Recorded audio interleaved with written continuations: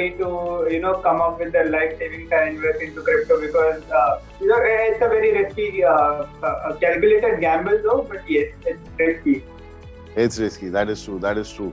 Now, having said that, you also obviously, because now you're a trader, you're known, you're here with us, you must be having some sort of understanding or school of background that... To put it across to you, my crypto journey started 1.5 years back when it was a high time of COVID, and because of a lot of time on my hand, I kind of got myself interested into it. And there's a technical analysis like people generally do, and given a fair chance of learning it, I went myself deep into it. Of course, after burning a lot of cash initially, being a trader, I call myself a Fibonacci trader. So nice. I burned a lot of cash, and then when I realized why people are making money and I'm the one who's losing it, breaking the psychology was difficult, but then yes, I could manage to do that, and post that it was a big walk. Wow. So if I understand this correctly, Fibonacci is the tool that tells you of when it goes up and then it corrects down, and a certain percentage it starts reversing again, right? Yes. There's a retracement, that is there, and you have to track it, calculate it properly, and you get certain targets based on your retracement. And you can estimate, based on past data, you can estimate the future predictions. There are certain supply and demand zones that we have to watch out for. And then there are certain other parameters like MACD indicator, which kind of gives you a momentum, which is not, much helpful, but then I use it for my trading analysis. So, when you're looking at all these tools, is there anything else that makes you or helps you choose what you're getting yourself into, what you're looking at, what you're not looking at, with respect to selecting your trades? Yeah. So I don't generally get into the fundamentals of a stock or a crypto. I do trendline breakouts. There are certain, as I said, there are certain supply and demand, those support resistances that I draw. And basis that, there are few alerts that I've created in my system wherein a particular stock, when it moves in particular direction, I kind of get a notification on my system that this is a potential breakout crypto that might give you a good handsome return in a short period of time. I'm a trader. I don't invest into it as such. I be there into that trade for a very short period. You're just in for the game. That's nice. Particular crypto. I've heard charts work like wonders when you're trading crypto. They do, yeah. So the only thing that means you're not reading the white papers, you're not going through the fundamentals, you're not reading who's talking what on Reddit and Twitter or Elon Musk's tweet or anything like that. You are simply focused on the charts. Doesn't matter what is happening in the world. Not at all. And if I understand these tools, the averages, the price action movement, Fibonacci, these are all tools from the real trading world where you can trade equity, commodity, FX. It's the exact same thing. You're using it back into crypto space. That's all you're doing. Of course, they work like charm across every given entity, like be it stock, crypto, forex, derivatives, commodities, you name it. Just to understand, so the audience here also understands, for everybody who's watching, do you come from the background where this trading was already a part and parcel of you? You were an investor in equities, FX, or any such exposure that you had before you became a crypto trader?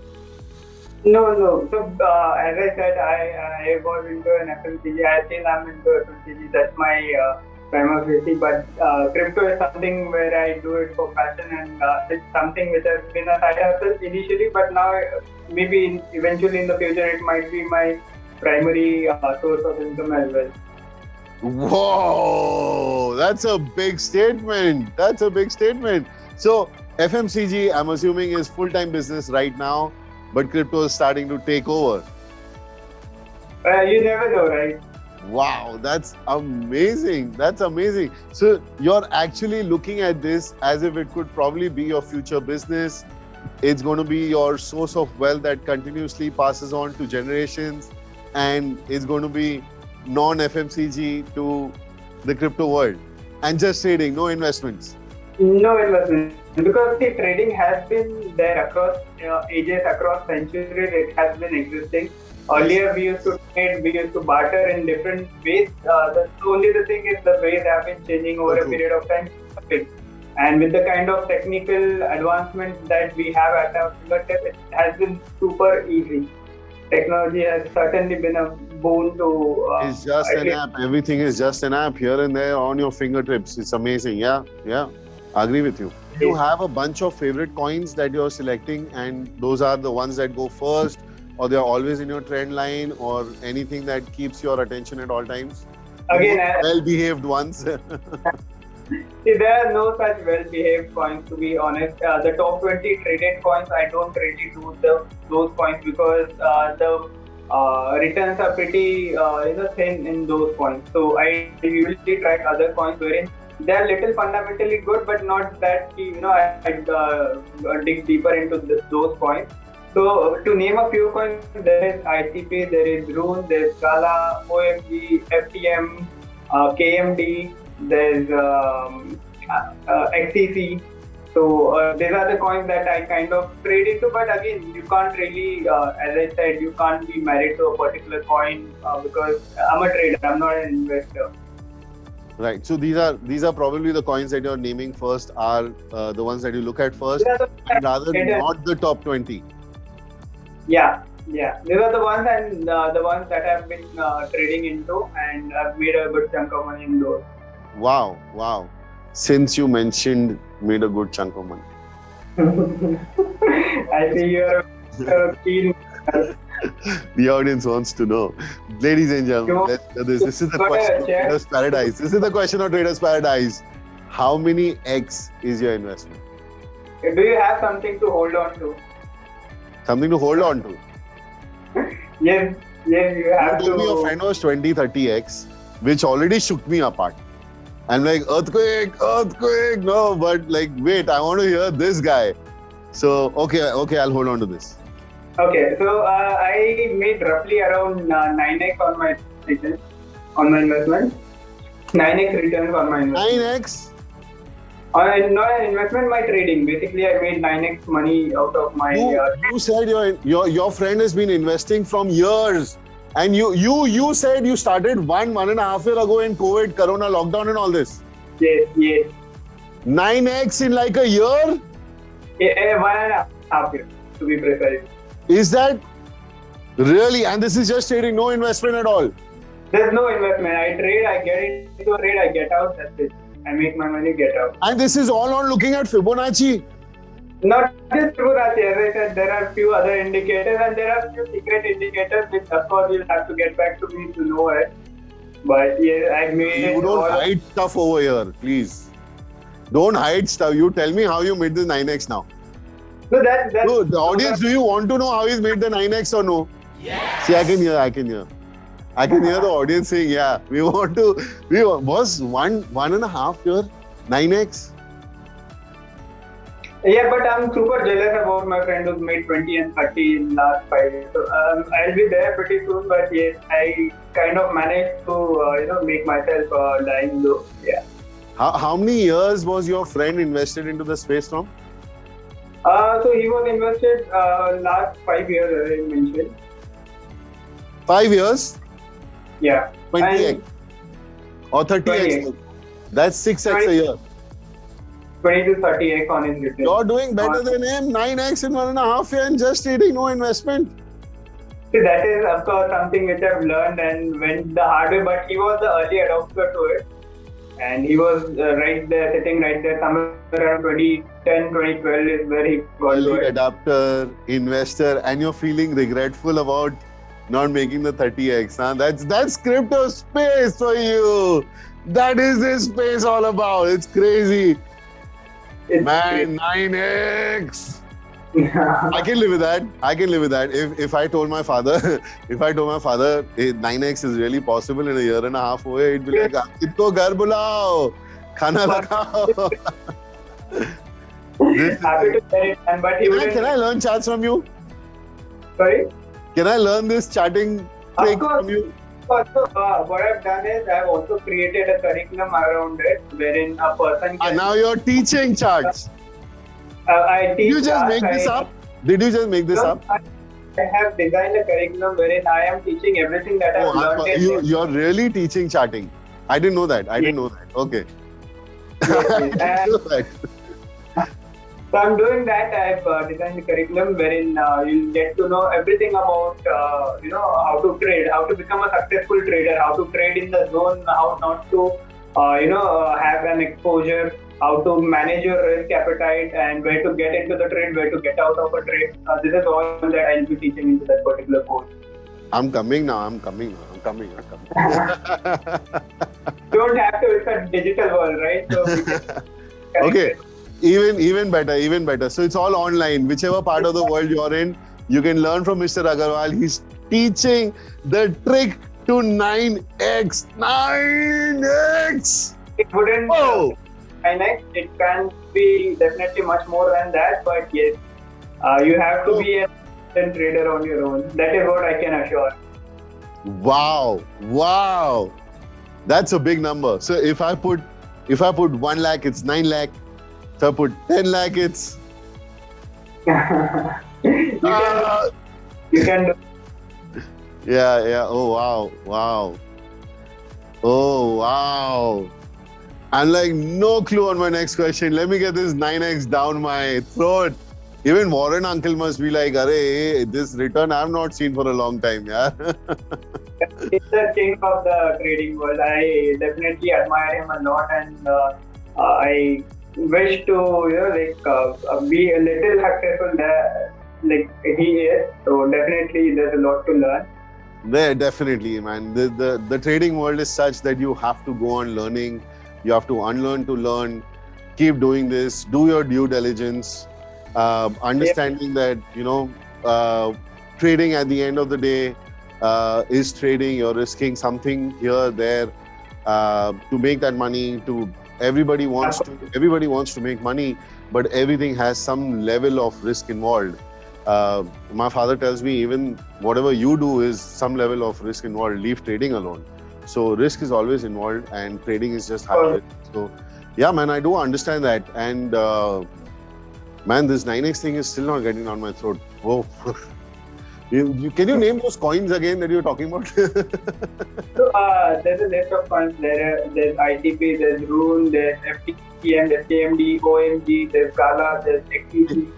Is there any of this that is in your Fibonacci level that we can buy for like 1 month, 2 months sort of a thing? Not 1 month, 2 months. You can get 1x or 2x. For 6 months, which is... 6 months, sorry? I'm tracking a coin by the name XEC.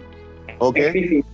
Okay. I advise, this is not a investment suggestion. This is just a pure, analysis that I'm tracking right now. I understand you're looking at the charts and you think you're not giving investment advice. This is just the chart that you're seeing and this is what you're doing. Fair? Currently, Please share.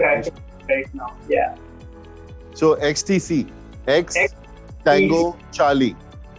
XEC, not TC. X Echo Charlie. Yes. X Elephant Charlie. Okay. X Echo Charlie. I'm going to see that as well. Let's see what's happening there. Oh, wow. XCC. All right. Hey, guys. You have the guy over here who has actually 9x his money in 1.5 years. Sitting right in front of you. Mr. Agarwal, who will also teach you how to do charts and is currently looking at XCC. But is there anything else you want to share with us, man? The 9x man.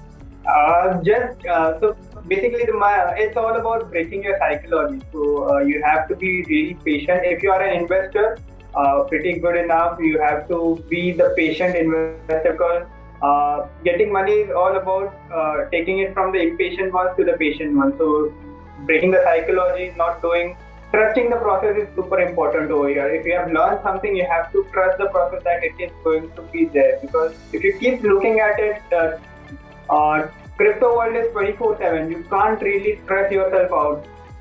No money is worth about having so much stress in your life, right? Your health is super important. So with all that wealth, generally there's no point of having it, right? So you can't really stress yourself out. You have families to watch out for, you have friends to look out for. So trade carefully, have your own risk appetite and risk. If you need anything, I'm here to make you guys aware into the crypto world.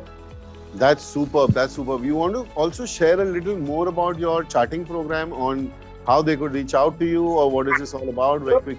6 to 8 weeks 1.5 months course. It's a standalone course that I've designed curriculum.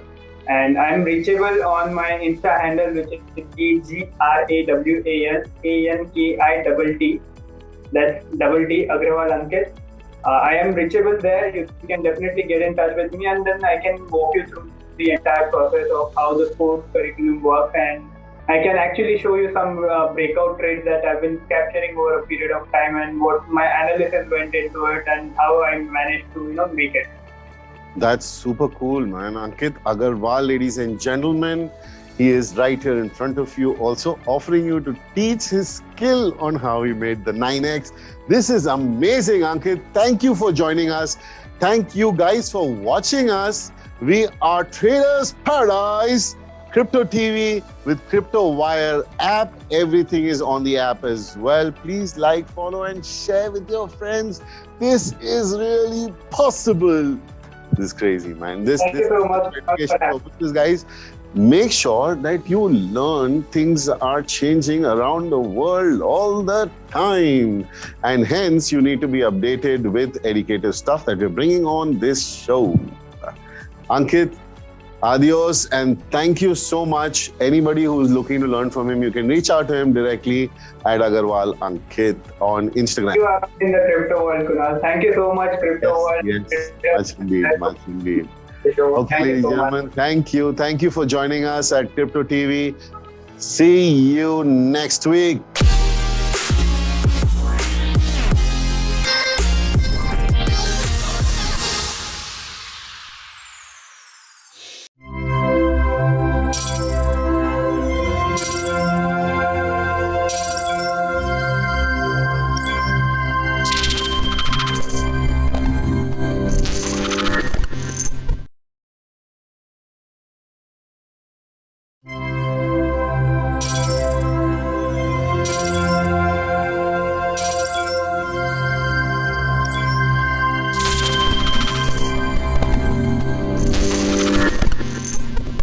नमस्कार, मैं संदीप कसालकर और आप देख रहे हैं crypto TV.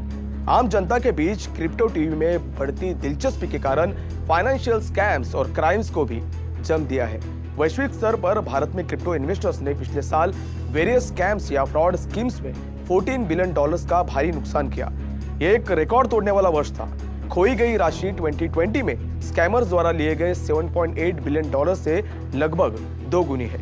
विश्व स्तर पर और भारत दोनों में क्रिप्टो स्कैम राइज के मेजर फैक्टर्स में से एक रग पूल स्कैम भी है। रग पूल एक प्रकार का घोटाला है जहां क्रिप्टो करेंसी की प्रोजेक्ट के डेवलपर्स आमतौर पर एक नया टोकन इन्वेस्टर को इशू करते हैं, फिर उसके बाद अपने प्रोजेक्ट को बंद कर इन्वेस्टर के फंड्स को लेकर लापता हो जाते हैं। ऐसा एक मामला सामने आया है। बुधवार को इन्फोर्समेंट डायरेक्टोरेट के ऑफिसर्स ने कहा कि केरल के एक व्यक्ति द्वारा नॉन एग्जिस्टेंट क्रिप्टो करेंसी के लिए जारी किए गए इनिशियल कॉइन ऑफरिंग में निवेश करने के बाद कम से कम 900 लोगों के साथ 1200 करोड़ रुपए से अधिक की धोखाधड़ी हुई है।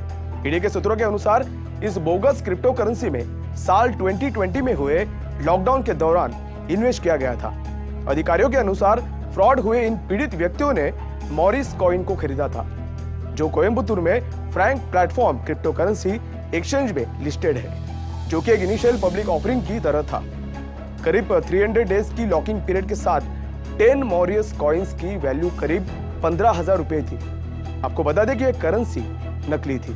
इस दौरान इन्वेस्टर्स को एक ई वॉलेट दिया गया था और बताया गया था कि एक्सचेंज में कारोबार करने पर कॉइन वैल्यू में उछाल आएगा, लेकिन कॉइन्स में प्रमोटर्स ने इन पैसों को बाहर निकालकर केरल, तमिलनाडु और कर्नाटक में इमूवेबल प्रॉपर्टीज में अवैध रूप से निवेश किया। विशेष रूप से रियल एस्टेट में किसी भी प्रकार का सोर्स ऑफ इनकम दिखाए बिना।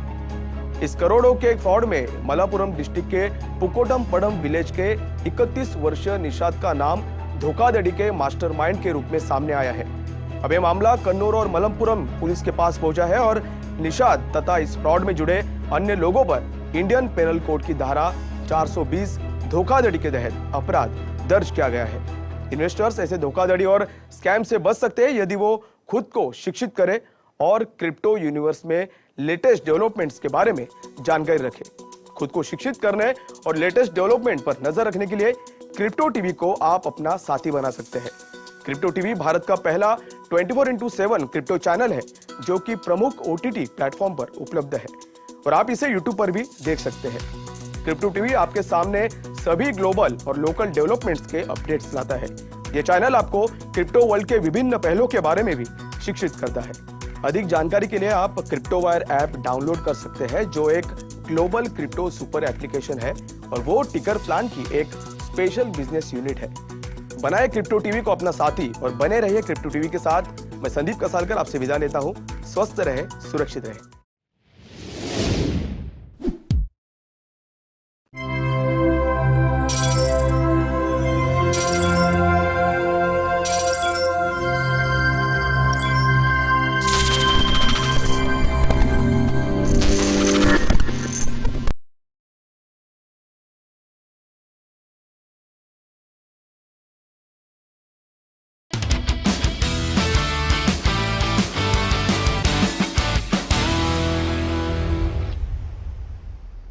This is my wallet. These are my debit cards, credit cards, some cash and my travel pass. This is the key. This is the key to my house. But if I lose my wallet, I might lose the access to my home. But that's not an issue. I can get a locksmith and get my key done and re-enter my house. But there is one key which you lose access to, you might lose millions. So let's understand what are keys and what is a crypto wallet. Cryptocurrencies that exist as a digital valuables need to be stored somewhere. Interestingly, they cannot be stored but accessed with the help of a software called crypto wallets. These wallets facilitate transactions of cryptocurrencies between users. Crypto wallets are a secure way to keep digital assets. Unlike a regular wallet, crypto wallets don't actually store your cryptocurrencies. Instead, they store your private keys, the password that grants you access to your cryptocurrencies. Private keys are similar to your debit card PIN and are used to make transactions, while public keys are similar to bank account numbers and are used to receive transfers. For example, if someone who sends you cryptocurrencies is effectively assigning the coin to your wallet address, that is a public key. To utilize these coins, private keys stored in your wallet should match with a public key and entered by a sender. Once these match, the transaction is successful. If you lose your key, you lose access to your money. There are two types of wallets, hot wallet and a cold wallet. So what is a hot wallet? They are always connected to internet and can be accessed anytime. They are free to use and can hold any coin. Exchange wallets, mobile wallets, online cloud wallets and software wallets are examples of hot wallets. Well, what is a cold wallet? Without access to the internet, bitcoins can be stored in a cold wallet. While payments can be received at any time, the same cannot sit for sending. They are impenetrable to cyber attacks since they are in frontline mode. Hardware wallets and offline paper wallets are examples of cold wallets. They make it possible to store your cryptocurrencies in a physical form. They are easier to transport, store, but they are more expensive. They allow only a limited variety of cryptocurrencies. KeepKey, CoinKit, Coldcard, and Ledger Nano X are some examples of hardware wallets. If you are unsure how to store your cryptocurrencies, we will show you how. Crypto wallets allow storage of virtual currencies in the following manner. Exchange or service provider wallets. As the name implies, the exchange platform is in charge of these wallets. Such wallets make trading simple and account recovery simple. Because data is stored by a third party, consumers must choose an exchange they can trust. Second is web online wallets. These wallets are stored in a cloud and can be accessed by multiple devices over the internet. Web wallets enables faster transactions and allow users to manage multiple currencies. These are also convenient for the on-the-go trade. Being online, they are prone to hackers and viruses. In this case, a third party stores the data. Mobile and desktop wallets. No third party is involved in storing the data. The devices need to be adequately backed up and kept virus-free to safeguard funds against cyber attacks. Paper wallets. They are printed sheets of paper having private keys or QR codes. They are the safest as they cannot be hacked. They need to be protected from physical damage or loss. Hardware wallets. They are USB-like devices' private keys. They can never be hacked since the keys are stored on the device. They do not involve a third party. You will require a software wallet to interact with the device. In case of a damage to the device, coins can be accessed on a new device by using a recovery password. They are most expensive ones. They are prone to breakage or getting lost or stolen. In order to use a wallet safely, following are the steps we recommend. Set up a two-factor authentication, which consists of a password and OTP, so no one can access your account. Always access your browser address bar so that you avoid phishing. Do not share your sensitive information with anyone. Exchange apps do not ask for sensitive information. Use strong passwords. Easy to guess passwords can get leaked or are accessible by hackers. Double check recipient address. At once, the amount sent can't be retraced or recovered. Interact only with trusted wallets. This disables any phishing scams. Avoid using public Wi-Fi as it can divert your browser to another page. It enables hackers to gather your information and data. Make sure your device is secure. Constantly update security measures like firewall, antivirus software.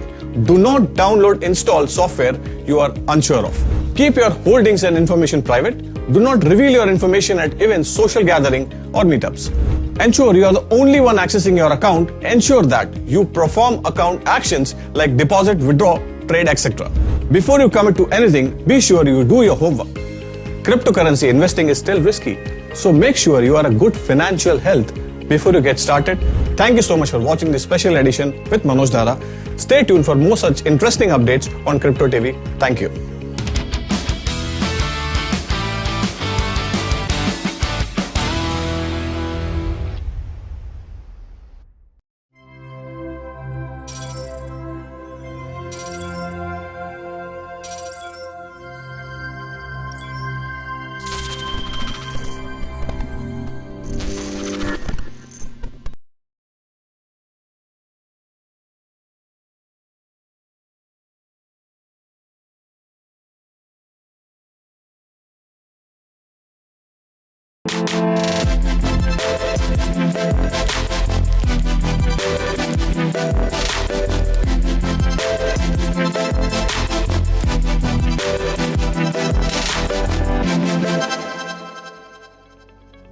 Love me or hate me, I'm still an obsession.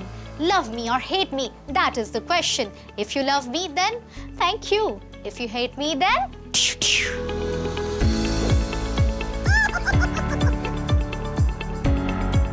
well, that is precisely what Elon Musk has to say every day, as he is one of the most happening influencer in the crypto universe. Elon Musk, जो कि एक mercurial investor हैं और influencer है digital assets के, ये हमारे Elon Musk साहब है CEO of Tesla, SpaceX and Boring Company का। जी हाँ, बोरिंग कंपनी है, लेकिन ये बड़े मर्क्यूरियल है, बोरिंग तो बिल्कुल नहीं है। ये जो इलॉन मस्क भाई साहब है ना, इनके ट्वीट्स ने हमारी पूरी दुनिया में खलबली मचा के रख दी है। इन्होंने सिर्फ क्रिप्टो वर्ल्ड को इन्फ्लुएंस ही नहीं किया है, हमारे प्लैनेट को भी मेजर तरीके से इन्फ्लुएंस किया हुआ है। ये इलॉन मस्क साहब जब जब ट्वीट करते हैं, मार्केट में जैसे आग लग जाती है। जब 2014 में पहली बार इलॉन मस्क ने कहा कि बिटकॉइन एक बहुत ही बढ़िया चीज है, तो मार्केट में अचानक से स्पेक्यूलेशन शुरू हो गया। क्या ये सातोशी नाकामोटो इलॉन मस्क ही तो नहीं है? तो इलॉन मस्क को भी यही क्लैरिफिकेशन देना पड़ा कि बिटकॉइन का हिस्सा उनके कोई खास दोस्त है, लेकिन वो नहीं। 2019 में मस्क ने क्रिप्टो टेक्नोलॉजी को एक यूटिलिटी और एक पोटेंशियल कंपोनेंट के हिसाब से अपने बिजनेस मॉडल में जगह दिया। 2021 के फरवरी में टेस्ला ने अनाउंस किया कि $1.5 बिलियन बिटकॉइन में ये अपने इलेक्ट्रिक व्हीकल्स के लिए एक्सेप्ट करने वाले हैं। इस अनाउंसमेंट के साथ साथ पूरी इन्वेस्टर कम्युनिटी और बहुत सारे एंथुसियास्ट क्रिप्टो इन्वेस्टिंग के बैंडवैगन में ज्वाइन हो गए। लेकिन अचानक से अप्रैल के महीने में टेस्ला ने 10% बिटकॉइन की होल्डिंग्स को पूरी तरीके से बेच दिया और इन्वेस्टर कम्युनिटी में छा गई पैनिक। तो मस्क ने भी कह दिया कि वो तो सिर्फ बिटकॉइन की लिक्विडिटी टेस्ट कर रहे थे, उनके पास अभी भी ढेर सारा बिटकॉइन है। लेकिन फिर से आ गया मस्क के दिमाग में एक नया आइडिया। उन्होंने अचानक से कह दिया कि एनवायरमेंटल कंसर्न्स और फॉसिल फ्यूल्स के यूसेज की वजह से वो अपनी कंपनी टेस्ला कार्स में बिटकॉइन का पेमेंट नहीं एक्सेप्ट करने वाले हैं। नहीं नहीं नहीं, मस्क के सिर्फ इस ट्वीट ने पूरे क्रिप्टो वर्ल्ड में कर दिया बहुत बड़ा धमाका। सिर्फ इस ट्वीट के वजह से बिटकॉइन का प्राइस $30,000 से नीचे गिर गया। फिर से मई 2021 में मस्क ने और एक बार ट्वीट किया कि उनकी सपोर्ट है उन माइनर्स के लिए और वो उनको ग्रीनर तरीके से बिटकॉइन माइनिंग सिखाने और फैसिलिटेट करने में मदद करेंगे। फिर से मस्क के इस ट्वीट के कारण बिटकॉइन का प्राइस 19% जंप हो गया। अब अचानक से 4 जून को बिटकॉइन का प्राइस फिर से गिर गया। अब बताएं क्यों? क्योंकि मस्क ने फिर से ट्वीट कर दिया कि अभी उनको बिटकॉइन से कोई प्यार नहीं है। तो ये जो हमारे इलॉन मस्क भाई साहब हैं, अपने अतरंगीपन की वजह से क्रिप्टो दुनिया के एक बहुत बड़े इन्फ्लुएंसर बन चुके हैं। 2020 में मस्क भाई साहब ने एक और मजेदार चीज कर डाला। बिटकॉइन के ऊपर मजाक उड़ाते उड़ाते उन्होंने डोज कॉइन बना दिया, जो कि एक मीम बेस्ड करेंसी है, और उसको प्राइमरीली लॉन्च तक कर दिया। तो इनके इस मजेदार ट्वीट की वजह से, जो कि सिर्फ एक जोक था, दुनिया वालों ने डोज कॉइन ढेर सारा खरीद लिया। जब जब मस्क भाई साहब ट्वीट करते हैं डोज कॉइन के ऊपर, तब तब उसकी वैल्यू बढ़ती ही जाती है। इंटरनेट की दुनिया में इसको कहते हैं the Musk effect. Elon Musk के एक क्रिप्टिक ट्वीट की वजह से, जहां पर उन्होंने कहा था dose barking at the moon, dose coin का प्राइस और भी ज्यादा बढ़ चुका था। एक दिन इलॉन मस्क ने एक जोक लिख दिया ट्विटर पे। उन्होंने लिखा कि उनके पास शिबा इनू है। एक्चुअली उन्होंने ये मीन किया था कि उनके पास शिबा इनू ब्रीड का एक पपी है जिसका नाम है फ्लोकी। लेकिन इस जोक के वजह से पूरे मार्केट में फिर से उछाल आ गया और शिबा इनू का प्राइस बहुत ही बढ़ गया। तो मस्क साहब के सिर्फ कुछ ट्वीट्स के वजह से, कुछ इमोजीज के वजह से, कुछ मजेदार जोक के वजह से आज क्रिप्टो की दुनिया एक अलग डायमेंशन में बदल चुकी है। तो कैसी लगी आपको आज की ये मजेदार क्रिप्टो की कहानी? ऐसी कहानियों को देखने के लिए देखते रहिए आपका favourite channel crypto TV.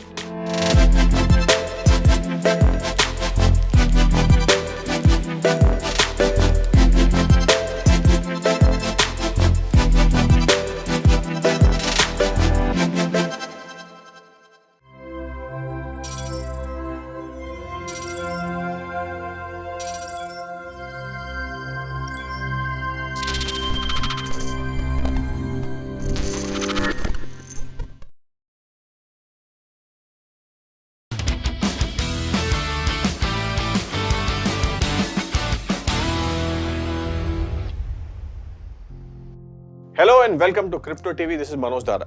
So in today's special segment, we are going to discuss why DeFi fraud and thefts have risen 600% to $10.5 billion in 2021. So let's get into the story in details. Decentralized finance, or DeFi, has seen an explosive growth this year.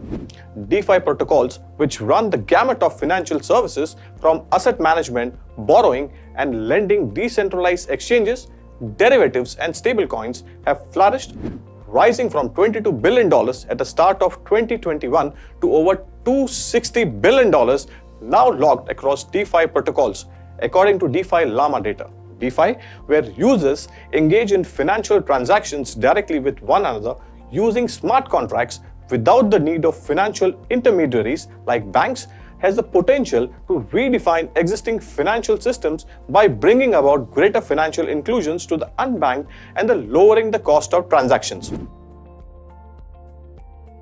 But the nascent DeFi industry also has risk and is attempting honeypot for hackers and a deep pool of liquidity that can be taken advantage of by money launderers, according to the blockchain data firm Elliptic in a new report, DeFi Regulation, Compliance and the Growth of D-Crime. DeFi is known to offer a high yield of crypto assets as compared to other conventional means.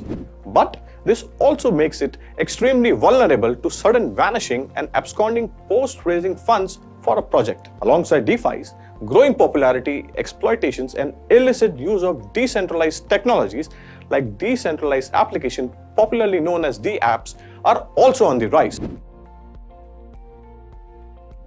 Losses due to the theft and crime across DeFi platforms has amounted to over $10.5 billion year to date as on November 9th, an increase of 600% from $1.5 billion in 2020, according to Elliptic. DApps on Ethereum bore the brunt of losses at $8.6 billion, reflecting its current status as the blockchain of choice of DeFi. The Binance Smart Chain was the next with $2.5 billion of losses. Tom Robinson, chief scientist of Elliptic, said in a statement that the DeFi ecosystem is an incredibly exciting and fast-moving space, with financial services innovation happening at a light speed, which is attracting large amounts of capital to projects that are not always robust, well-tested. Hence, criminal actors have seen the opportunity to exploit this. According to Elliptic, the losses are magnified by the relatively untested and immature nature of decentralized technologies.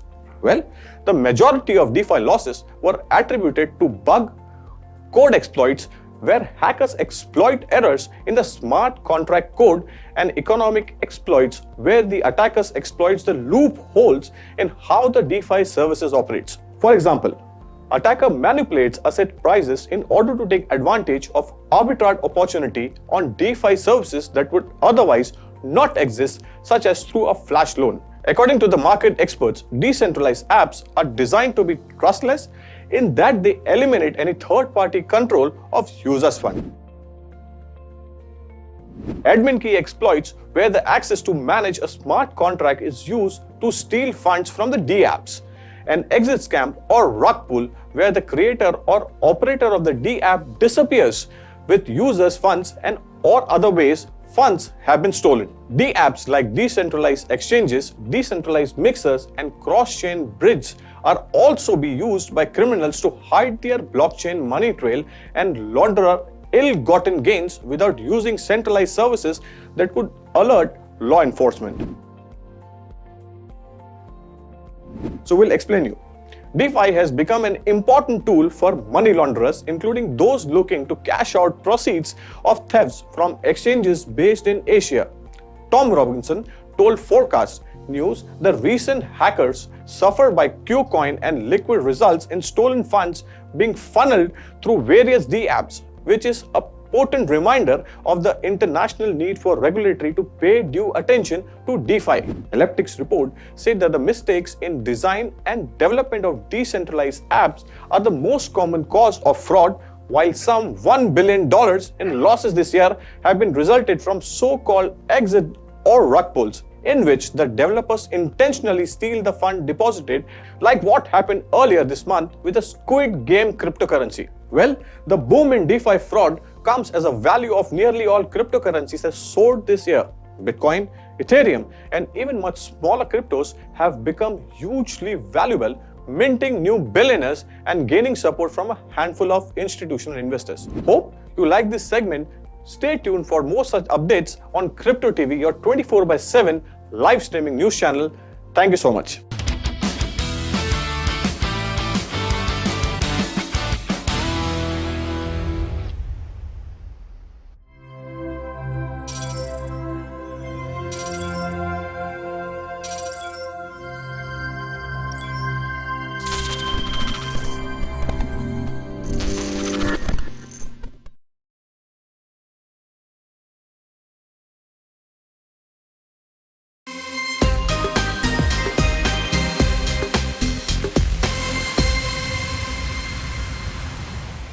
पहले भोग लगा लूं तेरा, फिर प्रसाद जग पाएगा। सबसे पहले तेरा स्वागत करती मेरी मधुशाला। जी हाँ, ये पंक्तियां हैं सदी के महानायक अमिताभ के पिता हरिवंश राय बच्चन की मशहूर कविता मधुशाला की। क्या आप ये कविता खरीदना चाहेंगे? अरे नहीं नहीं, किताब नहीं। इस ब्लॉकचेन टेक्नोलॉजी के जमाने में सब कुछ होता है डिजिटल दुनिया के अंदर। दरअसल बिग बी ने अपने पिता की इस कविता के साथ साथ अपनी फिल्मों के कुछ सीन भी NFT पर पब्लिश किए हैं। क्या आप NFT नहीं जानते? फिर तो आप बीपल के बारे में भी नहीं जानते होंगे। अरे वही आर्टिस्ट जिसने every days the first 5000 days नाम के अपने आर्ट को $69 मिलियन यानी 515 करोड़ रुपए में बेचा।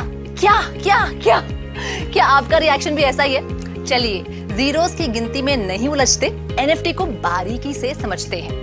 NFT मतलब नॉन फंजिबल टोकन। आज के इस ब्लॉकचेन टेक्नोलॉजी के जमाने में NFT तेजी से लोकप्रियता बटोर रहा है। फिर चाहे वो सेलिब्रिटीज हो, डिजिटल आर्टिस्ट हो या क्रिएटिव्स, सभी अपना काम ब्लॉकचेन पर पब्लिश करने की होड़ में लगे हुए हैं। क्या आप जानते हैं ट्विटर के CEO जैक डॉर्सी ने हाल ही में अपना पहला ट्वीट $2.9 मिलियन में बेचा। इतना ही नहीं, अमिताभ बच्चन के साथ साथ सलमान खान भी NFT के बाजार में उतर आए हैं, जो बॉलीवुड फैंस को बॉलीवुड थीम NFT से ललचा रहे हैं। तो क्या है NFT और क्या इसमें शामिल है? क्या ये सिर्फ डिजिटल आइटम से जुड़ा हुआ है या रियल आर्टवर्क की गिनती भी इसमें होती है? जब बात आती है NFT की तो यहाँ विकल्प बेशुमार है। आर्टवर्क से लेकर मेलोडीज और यहाँ तक कि वीडियो गेम्स के कलेक्टिबल्स भी NFT के तौर पर अवेलेबल हैं। किसी भी तरह के क्रिएटिव काम को वैलिडेट करने का और उसे ओन करने का ये बेहतरीन प्लेटफॉर्म है। NFTs डिजाइन ही ऐसे किए जाते हैं कि अपने आप में यूनिक और सबसे अलग होते हैं। ज्यादातर बायर्स की दिलचस्पी भी digital artwork, songs, GIFs, videos, famous personalities, shots of players और फिक्शनल कैरेक्टर्स में होती है। चलिए अब जानते हैं कि NFT का पूरा प्रोसेस क्या है। फर्ज कीजिए आप एक आर्टिस्ट हैं और NFT के तौर पर अपना आर्टवर्क बेचना चाहते हैं, तो आपको क्या करना है? सबसे पहले अपना आर्टवर्क बनाइए, फिर चाहे वो कोई सॉन्ग हो, आर्ट हो या कलेक्टिबल्स। फिर आपको चाहिए किसी भी तरह की कोई क्रिप्टो NFT क्रिएट करने के लिए, और आखिर में एक क्रिप्टो करेंसी वॉलेट सेल से कमाई अपनी राशि को सेव करने के लिए। NFT की दुनिया में लेटेस्ट कॉन्सेप्ट है NFT अवतार्स, जहां गेमर्स अपने प्रोफाइल के लिए अपना अवतार बनाते हैं जो हूबहू उनके जैसा हो। फॉर एग्जाम्पल, NFT की सबसे जानी मानी एप्लीकेशन है CryptoPunks, जिसमें इथेरियम ब्लॉकचेन पर 10,000 से ज्यादा यूनिक कैरेक्टर्स हैं और हर कैरेक्टर परचेज के लिए अवेलेबल है। आप जानकर हैरान होंगे कि $7 मिलियन के CryptoPunks बिक चुके हैं। लेकिन अब आप कहेंगे कि इन कैरेक्टर्स को तो कोई भी प्रिंट कर सकता है या सेम हूबहू बना सकता है। बेशक, बिल्कुल ठीक कह रहे हैं आप। मिसाल के तौर पर पोकेमॉन कार्ड को ही ले लीजिए, कोई भी उसे प्रिंट कर सकता है और हूबहू वैसा ही बना भी सकता है, लेकिन उसकी ओनरशिप और ऑथेंटिसिटी आपको तभी मिलती है जब आप उसे खरीदते हैं। अगला सवाल, क्या NFT को रीसेल या ट्रेड किया जा सकता है? जी हाँ, बिल्कुल। अगर कभी आपको पैसों की जरूरत हो या किसी और आर्ट पीस में ज्यादा दिलचस्पी हो तो आप आसानी से अपने टोकन से ओपन सी पर ट्रेड कर सकते हैं, जो कि NFT की सबसे बड़ी मार्केट है। अगस्त के महीने में NFT सेल का आंकड़ा था करीब $3.4 मिलियन। सितंबर में भी यह आंकड़ा 3 बिलियन के आसपास ही रहा। दुनिया की सबसे बड़ी क्रिप्टो एक्सचेंज बाइनेंस इस साल जून में NFT के बाजार में दाखिल हुई, तो वहीं बाइनेंस की सबसे बड़ी राइवल एक्सचेंज FTX ने सितंबर में बाजार में कदम रखा। तो वहीं कॉइनबेस 68 मिलियन वेरीफाइड यूजर्स के साथ NFT के ट्रेडिंग में उतरी। तो अगर आप भी NFT पर अपना हाथ आजमाना चाहते हैं तो यकीनन ये ख्याल बहुत अच्छा है। भले ही गवर्नमेंट अपनी रेगुलेशंस और टैक्सेशन के साथ NFT पर लगाम कसने की पुरजोर कोशिश करे, लेकिन ये लंबी रेस का घोड़ा है जो रुकने वाला नहीं, थमने वाला नहीं। उम्मीद है कि NFT को आसान भाषा में समझाने की हमारी कोशिश आपको पसंद आई होगी। मैं हूं रुचि शर्मा और ऐसी कई मजेदार स्टोरीज के लिए आप देखते रहिए क्रिप्टो टीवी।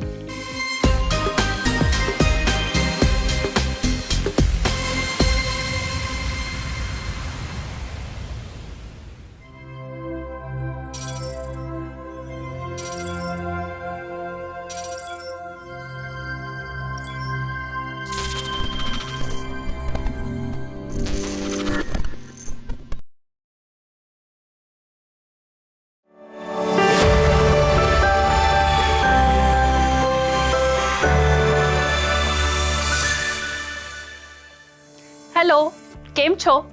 મસ્ત મજામાં ના? સો વેલકમ ટુ ક્રિપ્ટો ટીવી. હું છું તમારી હોસ્ટ અને દોસ્ત પાર્વતી એકે પારો દેવા. આજનો એપિસોડ છે બ્લોકચેનની ABCD. આજે હું તમારી સાથે શેર કરીશ બ્લોકચેન ટેકનોલોજી રિલેટેડ ઇન્ટરેસ્ટિંગ અને એક્સાઇટિંગ ફેક્ટ્સ. આજે બ્લોકચેનની પોપ્યુલારિટી નેક્સ્ટ લેવલ પહોંચી ગઈ છે અને ડે બાય ડે વધતી પણ જાય છે. સો લેટ્સ ફાઇન્ડ આઉટ આ બ્લોકચેન એક્ચ્યુઅલમાં છે શું અને કેવી રીતે ઓલ ઓવર વર્લ્ડમાં બધાની લાઈફ ચેન્જ કરી રહી છે. ફર્સ્ટ ઓફ ઓલ, આ એક ટેકનોલોજી છે. સિમ્પલ ભાષામાં કહીએ તો આ એક વહી ખાતા એટલે કે લેજર છે. સિટી હોય કે ગામડું, નાનું વ્યાપારી હોય કે મોટા બિલિયનેર, હાઉસવાઈફ હોય કે CEO, બધા પોતાની લાઈફના ઇમ્પોર્ટન્ટ હિસાબ કિતાબ માટે લેજર રાખીએ છે. તમારા Aadhaar card, PAN card, ration card, debit card, credit કાર્ડથી લઈને મેરેજ કાર્ડના પર ગેસ્ટ લિસ્ટનું નામ પણ એક ટાઈપનું લેજર છે. ઘણા લોકો તો એમ પણ કહે છે કે આપણામાં અને એનિમલ્સમાં જો કોઈ મોટું ડિફરન્સ હોય તો એ આપણી લેજર મેન્ટેન કરવાની એબિલિટી છે. સો બ્લોકચેન આ એજ ઓલ્ડ લેજરનું કોન્સેપ્ટને રેવોલ્યુશનરાઇઝ કરે છે. હવે આ લેજરને મેન્ટેન કરવું જેટલું ઇમ્પોર્ટન્ટ છે એટલું ડિફિકલ્ટ પણ છે. સિમ્પલ વર્ડ્સમાં કહું, કોર્ટ મેરેજ કરવા જાઓ તો પણ સરકાર બે લોકોના સાઇન એઝ વિટનેસ માંગે છે ને, અને પછી સરકાર પોતાના સ્ટેમ્પ સાથે મેરેજ સર્ટિફિકેટ ઇશ્યુ કરે છે, રાઈટ? તો બે લોકો એકબીજાના લવ કરે છે, મેરેજ કરે છે, તો પણ ગવર્મેન્ટ સર્ટિફિકેટ કેમ જરૂરી છે? કેમ કે આ stamp as a third party verify કરે છે કે આ કપલ ઓફિશિયલી મેરિડ છે. એવી જ રીતે લેન્ડના ડોક્યુમેન્ટ્સ હોય, બર્થ સર્ટિફિકેટ્સ હોય કે પછી મોટા ફાઇનાન્શિયલ ટ્રાન્ઝેક્શન્સ હોય, તેને વેરીફાઈ કરવા આપણે કોઈ ઇન્ડિપેન્ડન્ટ થર્ડ પાર્ટી પાસે એટલે કે કોઈ ગવર્મેન્ટ બોડી અથવા ઇન્સ્ટિટ્યુશન પાસે જઈએ છીએ. આ પાવર પહેલા રાજા મહારાજાઓ પાસે હતી, પછી ગવર્મેન્ટ બોડી પાસે આવ્યું. પણ તમે સાંભળ્યું હશે કે આ લેન્ડના ઓનરશિપનો લોચા થઈ ગયા. તમારી પાસે દસ્તાવેજ હોવા છતાં ઘણીવાર ઇનવેલિડ ગણાય. કરપ્શન, ફ્રોડ અને સ્કેમ્સ એટલા વધી ગયા છે કે લેજર અને રેકોર્ડ્સ મેન્ટેન કરવા કોની ઉપર વિશ્વાસ કરવો અને કોની ઉપર ન કરવો, આ એક બહુ મોટો ક્વેશ્ચન છે. આ ક્વેશ્ચનનો જવાબ 1982માં મિસ્ટર ડેવિડ ચોમે આપ્યો. તેમણે એક ફ્રોડ પ્રૂફ સિસ્ટમ ડેવલપ કરી. ટાઈમ સાથે આ સિસ્ટમમાં અપગ્રેડ્સ થયા. પછી 1991માં સ્ટુટ હેબર અને સ્કોટ સ્ટોર્નેટાએ એવી ટેકનોલોજી બનાવી જેમાં ટ્રાન્ઝેક્શન્સના દસ્તાવેજ પર ટાઈમ અને ડેટનો સ્ટેમ્પ લાગી જેથી પણ કોઈ વ્યક્તિ તેને ટેમ્પર ના કરી શકે. નેક્સ્ટ યર 1992માં આ બંને વ્યક્તિઓ ડેવ બેયર સાથે મળીને ડોક્યુમેન્ટ્સને ટેમ્પર પ્રૂફ રીતે મેન્ટેન કરવાની રીત દેખાડી. આ માટે તેમને મર્કલ ટ્રીનો યુઝ કર્યો. ત્યારબાદ આ ટેકનોલોજીમાં હેલ્ફિને 2004માં રીયુઝેબલ પ્રૂફ ઓફ વર્ક સિસ્ટમથી નોટેબલ કોન્ટ્રીબ્યુશન આપ્યું. બેસિકલી તેમને કોઈ વિશ્વાસુ થર્ડ પાર્ટી વગેરે પણ સેફ્ટી લેજર મેન્ટેન કરી શકાય છે તે પ્રૂવ કર્યું. જેમ પહેલા એક મોટા રૂમ જેટલું કમ્પ્યુટર હતું અને આજે કમ્પ્યુટરની સાઇઝ કેટલી સ્મોલ અને એફિશિયન્ટ થઈ ગઈ છે. આ ડેવલપમેન્ટમાં કેટલા બધા લોકોએ કોન્ટ્રીબ્યુટ કર્યો હશે, રાઈટ? એવી જ રીતે બ્લોકચેન ટેકનોલોજી બનાવવા માટે પણ નિક ઝેબોનીનું બિટગોલ્ડ અને વી ડાઈની બી મની જેવી સિસ્ટમ્સ ઇમ્પ્લિમેન્ટ થઈ પણ આ બધી સિસ્ટમ્સ ડબલ સ્પેન્ડિંગ નામની પ્રોબ્લેમ સોલ્વ ન કરી શકી. ડબલ સ્પેન્ડિંગ એક આવી પ્રોબ્લેમ છે જેમાં ડિજિટલ કોઇન્સ કન્ટિન્યુઅસલી કોપી થતા જઈ રહ્યા છે અને યુઝ થતા થઈ રહ્યા છે. કોઈ પણ કરન્સીની વેલ્યુ કેમ છે કે તે એક લિમિટમાં પ્રિન્ટ થાય છે. બધા ઘરે 500-2000ની નોટ્સ પ્રિન્ટ કરવા લાગે તો બહુ જ મોટી પ્રોબ્લેમ થઈ જાય, રાઈટ? બસ ડબલ સ્પેન્ડિંગ પણ આવી જ મોટી અનસોલ્વેબલ પ્રોબ્લેમ હતી. એનીવેઝ, આ બધી પ્રોબ્લેમ્સ 2008માં સતોશી નાકામોટોએ બિટકોઇનના ક્રિએશન સાથે સોલ્વ કરી નાખી. તેમણે એ સિસ્ટમને બિટકોઇન પિયર ટુ પિયર ઇલેક્ટ્રોનિક કેશ સિસ્ટમનું નામ આપ્યું. બેસિકલી નાકામોટોએ ચોમની નેટવર્ક સિસ્ટમ, સ્ટોર્નેટા હેબરની ટાઈમ સ્ટેમ્પિંગ, સ્ટોર્નેટા હેબર બેયરનું મર્કલ ટ્રી, ફિન્નેનું RPOW સિસ્ટમની મેળવી તેમાં થોડું ચેન્જીસ કરી એક સિસ્ટમ ક્રિએટ કરી જે આજે વર્લ્ડ વાઇડ બ્લોકચેન ટેકનોલોજીના નામ ઓળખાય છે. હવે ક્વેશ્ચન એ છે કે બ્લોકચેન ટેકનોલોજી કેવી રીતે કામ કરે છે? આ ટેકનોલોજીએ ફ્રોડ પ્રૂફ સિસ્ટમ ક્રિએટ કરી છે જેમાં કોઈ વિશ્વાસુ થર્ડ પાર્ટી પાસે ગયા વગર લોકો પોતાની ટ્રાન્ઝેક્શનનો રેકોર્ડ મેન્ટેન કરી શકે છે. ઇન શોર્ટ, જે કામ પહેલા રાજા મહારાજાઓ અને પછી ગવર્મેન્ટના સહી અને સિક્કાથી થતું એ જ કામ આજે ક્રિપ્ટોગ્રાફી નામનું સિસ્ટમથી થાય છે. બ્લોકચેન ટેકનોલોજીનું ક્રિપ્ટોગ્રાફી સિસ્ટમે દુનિયાભરમાં ધૂમ મચાવી દીધી છે. પર ડે વર્લ્ડ વાઇડ કેટલા બધા ટ્રાન્ઝેક્શન થતા હોય છે, એ બધામાં થર્ડ પાર્ટી અટેસ્ટ કરવાની માથાકૂટ તો હોય અને તેનું કોસ્ટ આટલું વધી જાય છે કે ઘણીવાર સોના કરતાં ગળામન પણ વધી જાય છે. પછી એ સિસ્ટમ 100% ટેમ્પર પ્રૂફ પણ નથી. બ્લોકચેન ટેકનોલોજીથી વિધાઉટ થર્ડ પાર્ટી બે વ્યક્તિ વચ્ચેના અગ્રીમેન્ટ ક્રિપ્ટોલોજી સિસ્ટમના કારણે એટલા બધા ટ્રાન્સપેરન્ટ, ટેમ્પર પ્રૂફ અને ઇઝી થઈ ગયો છે કે વર્લ્ડ વાઇડ કંપનીઝ અને કન્ટ્રીઝ બ્લોકચેન ટેકનોલોજીને એડોપ્ટ કરી રહી છે. ઇન શોર્ટ, લેજર મેન્ટેન કરવા માટે સસ્તું અને સુરક્ષિત સિસ્ટમ એટલે બ્લોકચેન ટેકનોલોજી. આ ટેકનોલોજીની સૌથી મોટી વાત એ છે કે આ હેક પ્રૂફ સિસ્ટમ છે. કોઈ એક વ્યક્તિ રેકોર્ડ્સમાં ચેન્જીસ કરવાની ટ્રાય કરે તો તરત જ બીજાને ખબર પડી જાય. એફિશિયન્ટ વેમાં બિઝનેસ કરવા માટે સ્માર્ટ કોન્ટ્રાક્ટ્સનો યુઝ કરીને આજે બ્લોકચેનમાં ઘણા ચેન્જીસ કરવામાં આવે છે. લાસ્ટલી એક વાત ક્લિયર કરી દઉં, બિટકોઇન અને બ્લોકચેન ટેકનોલોજી આ બંને અલગ વસ્તુ છે. બ્લોકચેન એક ટેકનોલોજીનું નામ છે અને બિટકોઇન આ ટેકનોલોજીથી ક્રિએટ થયેલા ફર્સ્ટ પ્રોડક્ટનું નામ છે. તમને જાણીને નવાઈ લાગશે કે બ્લોકચેનના ઇન્વેન્ટર સતોશી નાકામોટો નહીં, પણ ડોક્ટર સ્કોટ ટોર્નેટોનું નામ જણાયતું છે. આઈ હોપ કે તમને બ્લોકચેન ટેકનોલોજી વિશે બેસિક ઇન્ફોર્મેશન મળી ગઈ હશે. જેવી રીતે ઇન્ટરનેટના ઇન્ટ્રોડક્શનથી જે વર્લ્ડમાં ચેન્જીસ આવ્યા હતા ને, એવા ચેન્જીસ અને એથી પણ વધારે મોટું technological revolution all over world આપણે બ્લોકચેન ટેકનોલોજી દ્વારા જોવા મળશે. હવે ટાઈમ થઈ ગયો છે તમને ટાટા, બાય બાય, સાયોનારા અને આવજો કહેવાના. હું છું તમારી હોસ્ટ અને દોસ્ત પાર્વતી એકે પારો. અને નેક્સ્ટ એપિસોડ સુધી મેક શ્યોર કે તમે બ્લોકચેન ટેકનોલોજી અને ક્રિપ્ટો રિલેટેડ ન્યૂઝથી અપ ટુ ડેટ રહેવા માટે કીપ વોચિંગ ક્રિપ્ટો ટીવી, વર્લ્ડનું પહેલું 24/7 streaming crypto channel.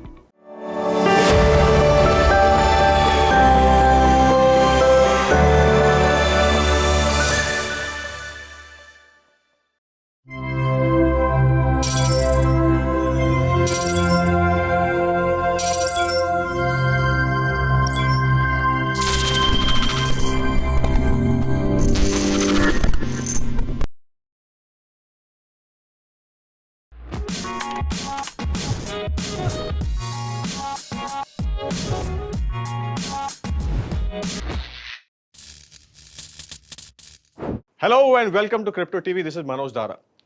Motivated by investors' interest, the cryptocurrency market recently touched the $3 trillion mark for the first time. This puts in perspective the craze of around the digital currencies, which have emerged as a lucrative investment tool for many. However, along with massive returns, cryptocurrencies come with a fair share of difficulties too, as the asset remains extremely volatile, which often discourages investors from putting their money on it. So, to solve this mystery for you, to explain the basic principles of cryptocurrencies and how one should approach it before buying, we have invited a very special guest. He is an author, amateur boxer, blockchain architect, tintologist, and a retired hacker. He comes from a military family, co-founded Asian School of Cyber Laws, worked in a cyber investigation and cyber laws for 16 years. Ladies and gentlemen, let me introduce you to Rohas Nagpal. Rohas, welcome to the show. And Thank the you so second much. guest Thank you for inviting we me. have with us on the studio is Mr. Prasanna Lohar. He's from DCB Bank. Prasanna, pleasure to have you. And he is the founding member of Indian Blockchain Forum. Prasanna and Rohas, both welcome to the show. Thank you very much. So Rohas, my first question to you is cryptocurrency a good investment? I mean, we are talking about cryptocurrency and its universe. There are roughly around more than 6,000 coins. If you can just begin with this. Sure. So what you have to understand is when I talk about cryptocurrency, I am not a typical trader or investor. Lovely. Okay. I am a blockchain architect and my roji roti comes from crypto because I build solutions on blockchains. Perfect. Now, if my clients come to me with asking me to build solutions on Ethereum, Binance, Solana, and few other blockchains, then I have to buy those tokens and keep because I have to use it to deploy my solution. Sure. So my perspective on crypto is very different from what a typical investor would say. Perfect. A typical investor today, he looks at things like Dogecoin, Shiba Inu, and he says, I will become a billionaire by investing small amount of money. On TV, we are seeing ads, put 100 rupees into Bitcoin and you will become millionaire. Lovely. That is extremely wrong approach. And I feel most people who are today buying crypto are just gambling. Perfect. It is like you go to the race course for horses or you go to lottery tickets, or you come to crypto. It is all being done like that. And that, I think, is a very dangerous thing that is happening. So Rohas's view, Prasanna, is a bit different. What is your view on this? So I do agree with Rohas. I've been following Rohas since last 4 or 5 years. And but at the same time, I want to talk about technology behind the crypto, right? So blockchain technology. The magic which is being happened with the internet kind of a technology since last 20-25 years. Blockchain comes and says, I am a radical change agent.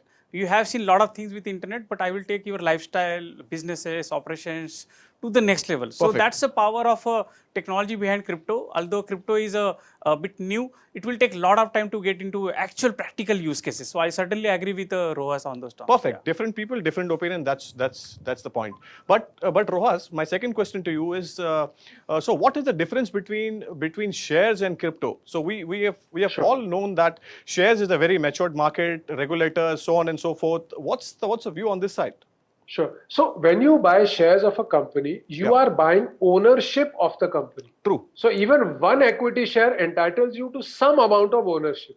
Right. But when you buy a crypto, there is no company. Perfect. Right. These are blockchains, and you are basically buying blockchain tokens, which don't really give you ownership, but they allow you to do different things. Like, let me give you an example.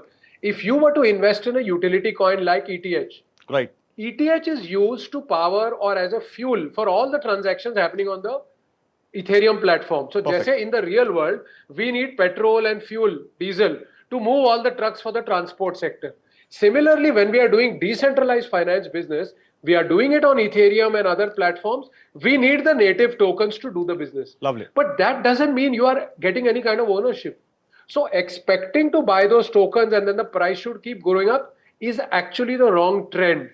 And it is only happening because a lot of people from outside the industry are putting money in, but they don't understand the basic logic of how this industry works. And that is why, unfortunately, most of them are today losing money. So you've already mentioned this. A lot of people from outside are coming and investing. Who are those outsiders? I would say somebody who doesn't work in the blockchain industry. Perfect. All right. Outsider. Oh, lovely. He's only coming to put money in. Perfect. Money in and make the most use of this volatility.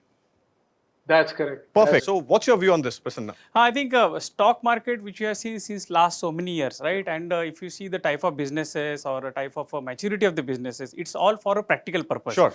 People have knowledge, how to really invest into that. If you compare to the crypto, I think crypto is a bit immature. Rather, a lot of immaturity is there to really look at how do you really invest into that area. Yeah.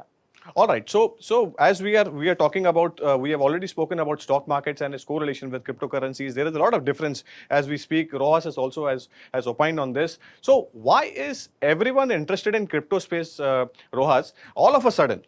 Again, I would say this year probably because of Dogecoin then Shiba Inu. So suddenly people saw that people are and the promise to take you to the moon. You are correct. The promise to take you to the moon or Lambo. Right. Two keywords are there, moon and Lambo. Means it will go to the moon and I will be able to buy a Lamborghini car. Lovely. That is the unfortunate dream that is motivating most people. Prasanna, what's your view, moon or Lambo? I think there is another view, right? So I think social media or media our industry has done a lot of campaigns. Fantastic point. Right? If you have seen IPL, right? Yeah. More than 400 crores being invested by some of those companies just to say that this is something future currency. But it is not in the right direction. I think that has really impacted millennials and various of those guys who are looking for some alternate way of investment. I think, that's the impact. You mentioned about millennials. So my next question to Rohas is your relation between millennials and crypto. What is bringing them, these two things together? If you can just highlight that. So I have two daughters. One is in 8th standard, one is in 11th, and both are active in the crypto world.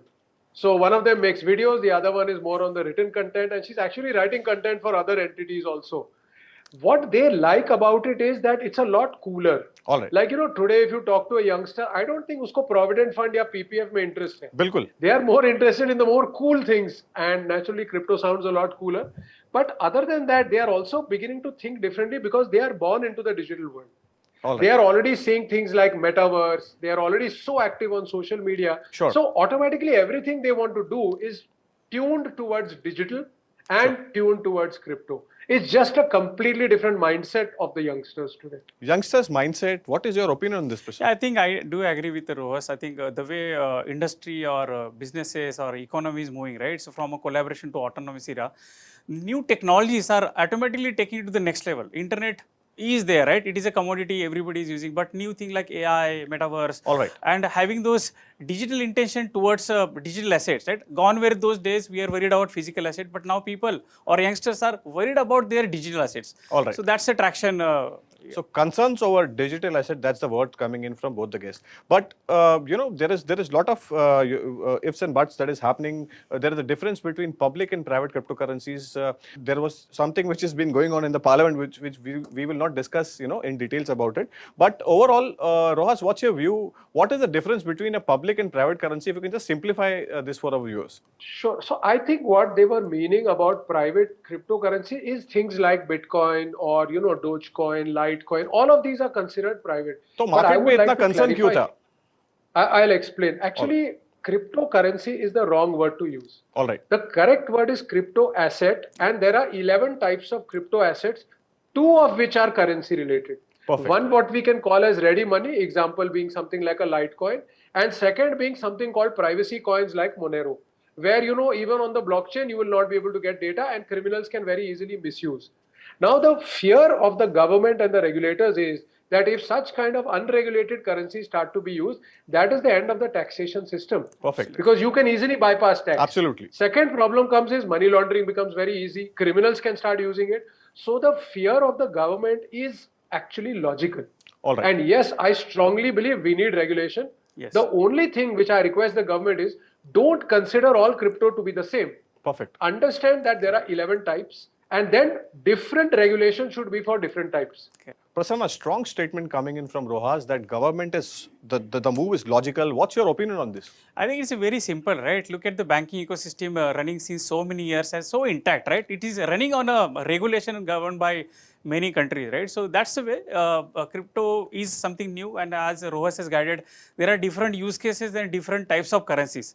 So which are those currencies which are beneficial for your normal citizens? How do you really look at various other aspects, right? The way banks look at it. Sure. And there are many other industries who look at it. I think regulation is required in the right direction for many things like data security, privacy, the use cases, and so many other aspects. Yeah. So, but Rohas, how will you explain this for all those viewers who are watching this for the first time and they are really looking to get into this this train? So, how does the cryptocurrency works first of all, and how do one start buying them?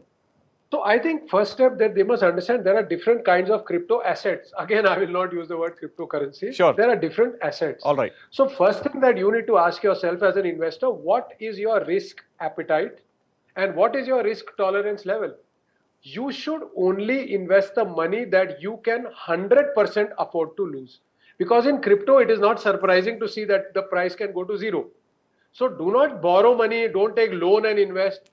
If you're investing, if you're a youngster investing pocket money, fine, be ready to lose 100% of it. All right, okay. After that, once you have understood your tolerance level and your risk level, then study some of the important cryptos and try to understand what does this crypto do.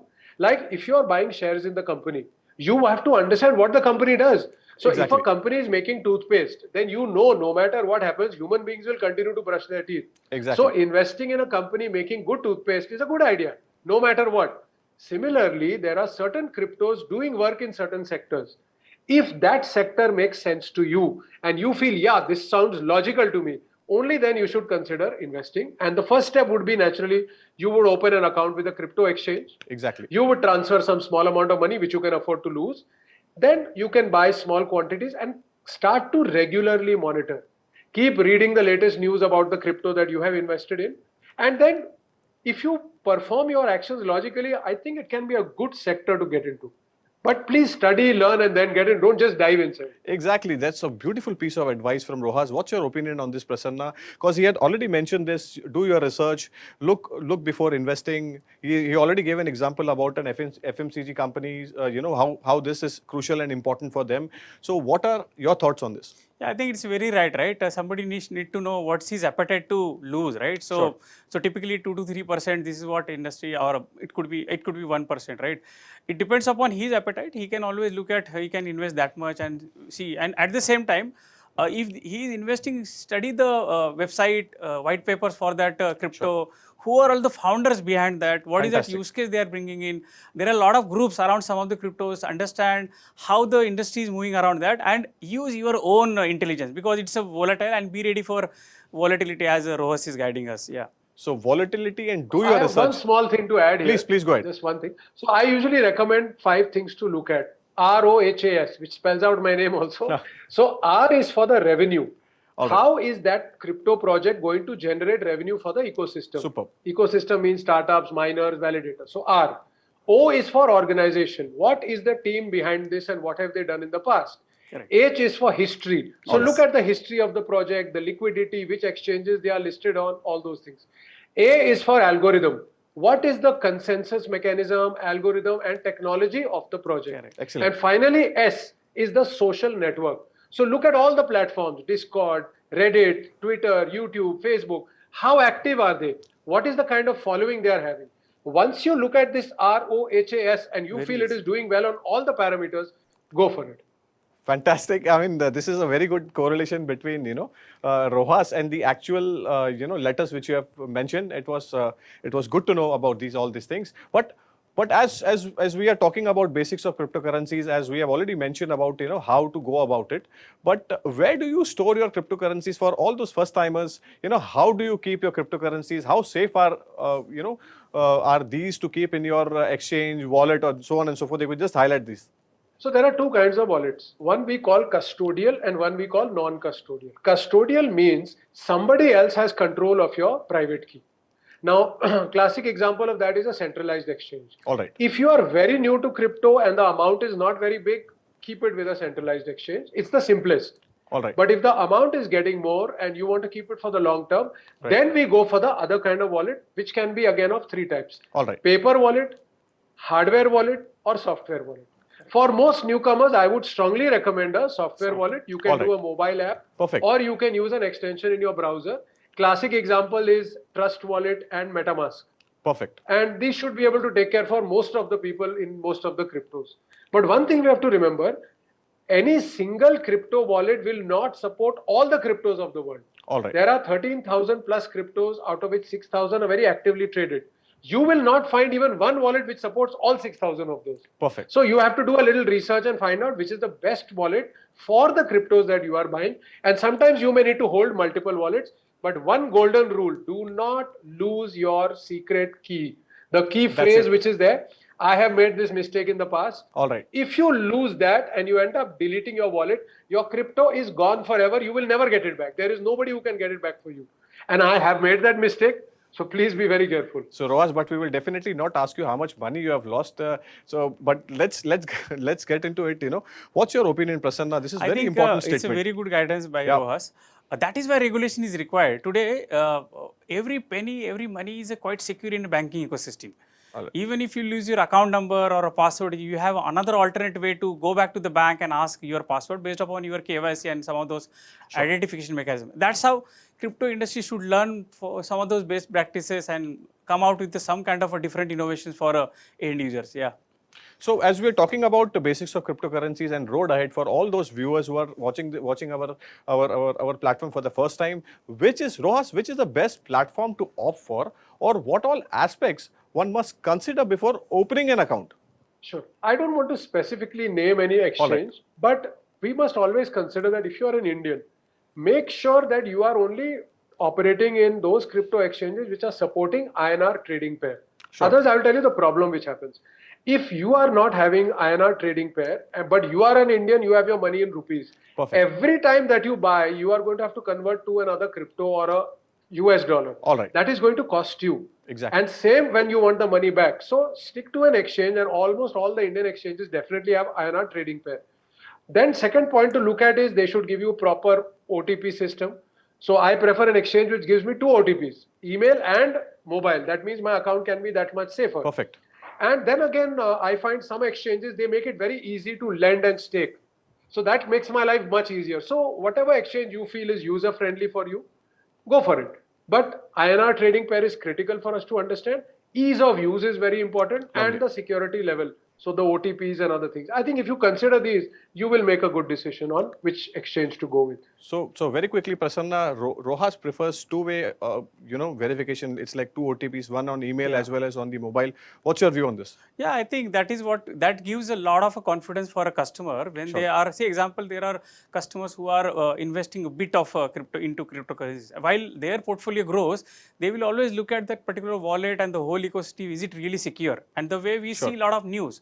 Recently, one of those crypto exchanges collapsed, right? So right, exactly. So bringing a right security model, authentication model, adaptive security, which is so called as a second factor authentication, which gives a lot of confidence for an end user to utilize those ecosystems. Fantastic point made. Talking about that Australian exchange which went down. Yeah. So Prasanna was talking about exchanges and concerns over exchanges. There was something which was going on in Australia. If you can just take us through for our viewers, what does it mean? Because if they hold their cryptocurrencies and if some of the other exchanges goes down, like the Australian, I think so roughly around 2 exchanges went down in less than 6 months. So what happened is actually the 2 of the biggest exchange shutdown happened in Turkey this year. All right. In fact, more than $1 billion of crypto was lost. And then, as you are right, even in Australia, it has happened. Now, exchanges shutting down is quite a common affair. Right. Now, the problem what happens is, like I told you, there is custodial wallet and non-custodial. Okay. So when you are holding your crypto in an exchange, the private key is with the exchange. Okay. So that means tomorrow, if something goes wrong, you lose all your crypto. There's nothing you can do unless if the exchange returns it to you. Okay. So that is a risk that we all must understand. Okay. See, we do not face this risk if a stock exchange shuts down. Perfect. Because there we have a depository which is holding the shares. All right. But in the crypto exchange, they hold the private keys. So if something goes wrong, you will lose all your crypto. So Prasanna, you want to just so that's what regulation is required. So I'm again and again emphasizing, because if suppose we have seen many cases in Indian ecosystem that one bank goes down, so there is another bank who comes and pump in the money, or it's a complete regulatory ecosystem, right, governed by RBI. So that's the power of a regulation, right? If one crypto goes down, there should be an always interoperable crypto who can help. It doesn't happen in the current scenario. Yeah. So as we are talking about investments in cryptocurrencies and basics of cryptocurrencies, like stock market, we have a lot of blue chip stocks. So if you can just highlight, Rojas, what are the blue chips of this space? If you can just take us through. Sure. So although that's a very difficult question to answer, but we can go with A, B, C, D, E, F. That's usually how I go. So in A, there is something called Avalanche, B for Bitcoin, C for Chainlink, D for Decentraland, E for Ether, and F for Phantom. So if I was to recommend, I would say these are the 6 which I could consider as very strong ones. So you mentioned, but again, this is not investment advice, my personal opinion. So you mentioned about Decentraland. Metaverse is something which is going at a rapid pace. It's like a bullet train. So what's your opinion on this? If you can just elaborate more before we move on to Prasanna. Sure. So I am a big fan of Metaverse, and I started using the Metaverse somewhere in 2003 when Second Life came up. And then I remember in 2006, there was a rock show by a band called Duran Duran, which happened in the Metaverse of Second Life. So I'm a very big fan of it. And when I look at movies like Matrix, Avatar, you begin to understand, or Inception also, how cool the Metaverse can be. And I think with Facebook entering into the field, Microsoft entering into the field, we can expect a lot of people to start using the Metaverse. Now, inside this Metaverse, there is going to be demand for buying land, making a house on top of it. Then in the house, you are going to put furniture, wallpapers, you are going to buy clothes. So it is going to create a complete virtual clone of yourself. All right. And I think it's really, really cool. But we have to also understand all the platforms will not succeed. So many parties are trying to get in. It's just going to be 1 or 2 which will succeed. So you need to be very careful which one you are going to be betting on. So but otherwise, I'm a big fan of Metaverse. All right. So big fan of Metaverse. Roha says, what's your opinion? Are you also a fan of Metaverse? Yeah, I think we have seen like how industry is being moved from industry 1.0 till industry 4.0. Perfect. And if you look at the entertainment industry itself, right, the movies we used to see way back in 50 years and today is completely digital. So it is not surprising that something gonna come like a Metaverse, right? All right. And the way we see Google's or Facebook and even Jio is investing a lot heavily on the Metaverse side. So I think future will be very bright. That's how millennials are looking at, youngsters are looking at some change. And this change is going to be a drastic change. And I think there are a lot of startups, companies, they themselves now investing into metaverse kind of technology. Yeah. So you guys have already spoken well about this metaverse, and I think so. This is the future of cryptocurrency and related assets as well, as Ross has always been pointing out. So what all things one should avoid, Rohas? If you can just share your piece of advice with our viewers. Advice, I mean, avoid in what sense? What all activities one should avoid before making a decision, ahead of making a decision in cryptocurrencies? About which to invest in? Which to invest in, yeah. Sure. So I think the biggest mistake that people make is they rely on the hype. All right. Now, what they don't realize is that when the media starts talking about a crypto, it has already reached kind of the peak, because the people who have built a bull position in it, first they will buy at a low rate, then they will start telling the whole world what a good crypto it is. Ordinary person gets in, these people sell, and then ordinary person ends up losing. Exactly. This is a very standard scenario. So that is why it is always said, buy the rumor, sell the news. Exactly. So classic example would be Polkadot. Right now, Polkadot, which is a very good platform, but it is also proof that just because a project is good does not mean it is a good investment. So we all knew that Polkadot is a great project and the price was constantly going up. Then came the time of the Polkadot auction. Now, logically, that is the time for the price to fall, because now all the hype is over. Now people have to bid on it, and then they have to actually deploy and make good solutions. Now there is no action left. Now it will become very boring. And that's exactly what happened. And a lot of people end up losing their money. So you really need to, that is why I said right in the beginning, please understand what that crypto does. And only then you should consider investing in it. Then you will understand what is the time frame, when is it likely to do what. Another example could be Solana and the problems that people who have invested in it are facing right now. So that is why, understand before you put your money. So Prasanna, as Rohas has rightly pointed about certain cryptocurrencies and certain crypto assets will do well. He spoke well about Polkadot and Solana. What's your view on it? Yeah, I will not highlight examples, but I look at there are more than 12,000 plus cryptocurrencies. And why do we need so many cryptocurrencies? At the same time, governments, many countries are looking at their own digital currencies, so-called central bank digital currencies. And we have seen, say example, India, right? How many banks we have? We don't have thousands of banks. So ultimately, we need to see why these cryptocurrencies are there in our life, and so many. Are we not enough for 5-6 cryptocurrencies or 10, 12 or hundreds, which are giving actual traction, actual practical use case and taking our lifestyle to the next level? I think whichever will do, I think those technologies, I think blockchain-based cryptos will be successful. Yeah. Guruji, small request: crypto assets, not cryptocurrencies. Absolutely. So I think from here onwards, it's all about crypto assets, Rohas. Perfectly. Perfect. Yeah, so I think Rohas, you rightly said that there is a lot of attraction around cryptos. There is a lot of attraction around various use cases. There is news, there are social media interactions. But ultimately, we need to really look at how are we really moving ahead on this crypto space or blockchain space. So some highlight based upon your last 4 or 5 years, or maybe more than that, you are involved into blockchain and crypto. How do you really see the shape of a whole crypto and blockchain technology here onwards? Yeah. So I think now as the market is maturing, I expect it to touch $5 trillion by about 2025.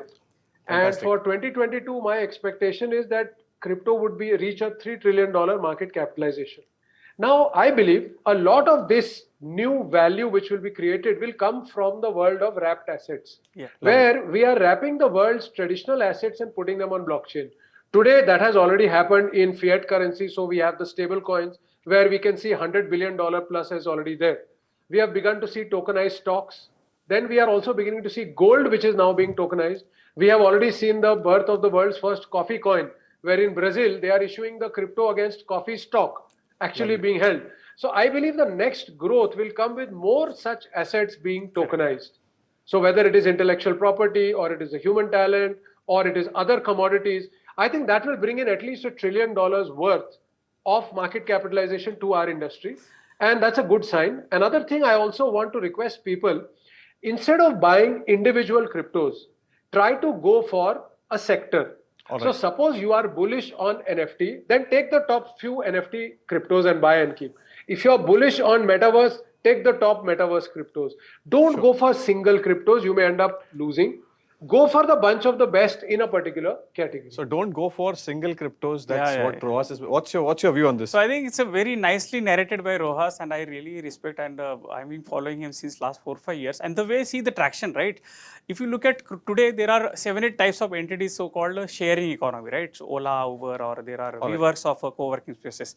So study says rather there are reports wherein we will see in the next 4-5 years more than 300 plus entities on a sharing economy. Sure. Which will be shared as a tokens, right? So I think that's a traction. When we want to create those ecosystems or marketplaces, we'll end up building those based upon a blockchain kind of a technology, wherein we'll have a tokenization and kind of a trust and security which will be involved in those ecosystems. That's the way I look at it. So I'll not be surprised. There will be different tokens, right? For example, sugar coin or a wheat coin or something related to co-working space, or somebody comes and says that this is my sports coin, or I think there is a no end for bringing that kind of a ecosystem, because that's a way of transactions going to happen in the future. So we spoke really well about Metaverse. We spoke really well about crypto assets and what are the future of cryptocurrencies, and how Rojas, you spoke really well about what investors should avoid before making any bets. Your closing statement, what's your view about this sector, and how you want to close this segment? Sure. So in conclusion, what I'd like to say for 2022, I seriously urge all the potential investors and people who want to put the money, please first learn about it. Perfect. Understand what each crypto does before you put money, because I feel bad when people say crypto is too volatile. Right. Certain cryptos are extremely volatile, but if you do your research and identify the good ones, it's actually a very great industry to be in. So please do your own research. That's my closing sentence. Do your own research, Prasanna. There's the last word coming in from Rojas. What's your view? So I think my view is more towards the technology, right? It's the technology behind the cryptocurrencies and NFTs, or you talk about DeFi, blockchain. So blockchain is going to change our life. I think it's not only crypto, but we will see a lot of use cases. We need a lot of filtering. We need a lot of, rather regulation should be in a direction that it should flourish crypto. It shouldn't be that this will diminish a crypto kind of a technology. It's a very powerful, and it will bring a lot of use cases. Say example, financial inclusion. Today, 2 billion people don't have a direct access of a banking, and crypto comes, like Bitcoin kind of a use case comes and say, this is what I can really derive. Now just imagine all countries coming together, or a good regulation coming together, create that ecosystem so easily for every human being. So that's the power. I think we need to look at the power behind crypto, that's a blockchain, and let's look at a good use case in that sector. Yeah. Fantastic. That's a word coming in from Prasanna. Rojas, thank you so much, gentlemen, for being a part of the show. And we really enjoyed. I hope that our viewers will gather more information and they will invest more wisely from here on. And I hope that this show brings in a lot of clarity about how to invest in cryptocurrency. Thank you so much, gentlemen, for being part of the show. Once again, thank you so much, Rojas Nagpal, for giving us your time. Prasanna, as usual, thank you so much, sir. Yeah. Thank you so much, gentlemen.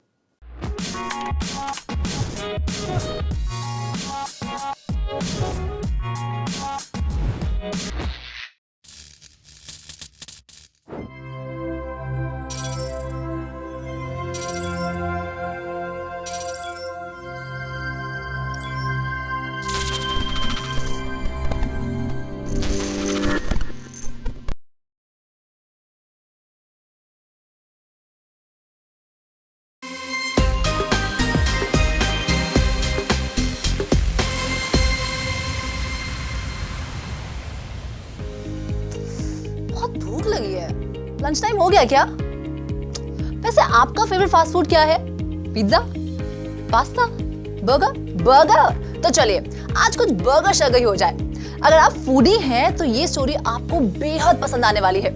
सोचिए अगर burger का loyal fan बनने के बदले में आपको करीब 50 लाख का पूरा बिटकॉइन मिल जाए तो मन में लड्डू फूटा ना?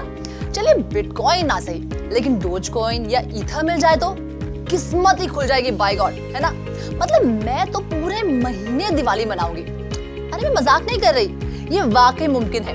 दरअसल famous fast food chain burger king ने इन्वेस्टमेंट प्लेटफॉर्म रॉबिनहुड के साथ पार्टनरशिप की है, जिसमें वो अमेरिका में अपने रॉयल पर्क्स लॉयल्टी मेंबर्स को डोज कॉइन या ईथर जीतने का मौका देंगे। इतना ही नहीं, कुछ लकी मेंबर्स को बिटकॉइन तक जीतने का मौका मिलेगा। अब आप सोच रहे होंगे कि ये कोई लॉटरी है। नहीं, लॉटरी नहीं है। इन डिजिटल करेंसीज को जीतना इतना आसान भी नहीं है। जानना चाहते हैं कैसे? तो चलिए ध्यान से सुनिए। इन कॉइन्स को हासिल करने के लिए कस्टमर्स को 21 नवंबर तक $5 बर्गर किंग के स्टोर या ऐप पर खर्च करने होंगे। हर डॉलर पर कस्टमर क्राउन जीतेंगे। इन क्राउन्स को फ्यूचर में ज्यादा फास्ट फूड आइटम्स पर रिडीम किया जा सकता है। रॉयल पर्क मेंबर अगर बर्गर किंग स्टोर्स या ऐप पर $5 से ज्यादा ऑर्डर देते हैं तो उन्हें 6 नंबर का एक रिवॉर्ड कोड मिलेगा। लेकिन सबसे जरूरी बात यह है कि अपने रिवॉर्ड पॉइंट्स को क्लेम करने के लिए आपके पास रॉबिनहुड अकाउंट होना चाहिए।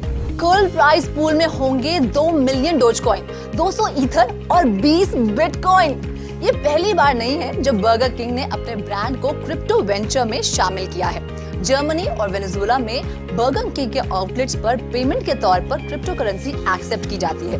वहीं रशिया में एक पॉपुलर बर्गर किंग जॉइंट ने अपनी क्रिप्टो करेंसी तक लॉन्च की है जिसका नाम है वूपर कॉइन। और इन सब के साथ साथ बर्गर किंग का marketing campaign keep it real meals तो चल ही रहा है, जिसके तहत कस्टमर्स बर्गर किंग के डिजिटल कलेक्टिबल्स पा सकते हैं। कैसे? चलिए बताते हैं आपको। बर्गर किंग के मील में एक QR कोड दिया जाएगा जिसे स्कैन करके परचेजर्स गेम के 3 पीसेस में से एक पीस को कलेक्ट करेंगे। इसी तरह से एक एक करके जब तीनों NFTs कलेक्ट हो जाएंगी तब मिलेगा एक टोकन जो डिजिटल कलेक्टिबल हो सकता है। बर्गर्स की 1 साल की फ्री सप्लाई हो सकती है या फिर कैंपेन के सेलिब्रिटी स्पोक्सपर्सन से बातचीत। Isn't that just amazing? यानी मतलब साफ है, आप चाहे रॉयल कस्टमर हो या फिर रेगुलर, बर्गर किंग आपका पेट और जेब दोनों भरने वाला है। भाई मान गए, मार्केटिंग स्ट्रेटजी की ऐसी तड़केदार रेसिपी किसी तजुर्बेकार रेस्टोरेंट की किचन से ही आ सकती है जो ललचाए भी, थोड़ा तरसाए भी और जिताए भी। मैं तो कहती हूँ पराठे शराठे छोड़ो, बर्गर शर्गर खाना शुरू कर दो। उम्मीद है कि इस स्टोरी को देखकर ऐसी और स्टोरीज के लिए आपकी भूख भड़क गई होगी। मैं हूँ Ruchi Sharma, keep watching crypto TV.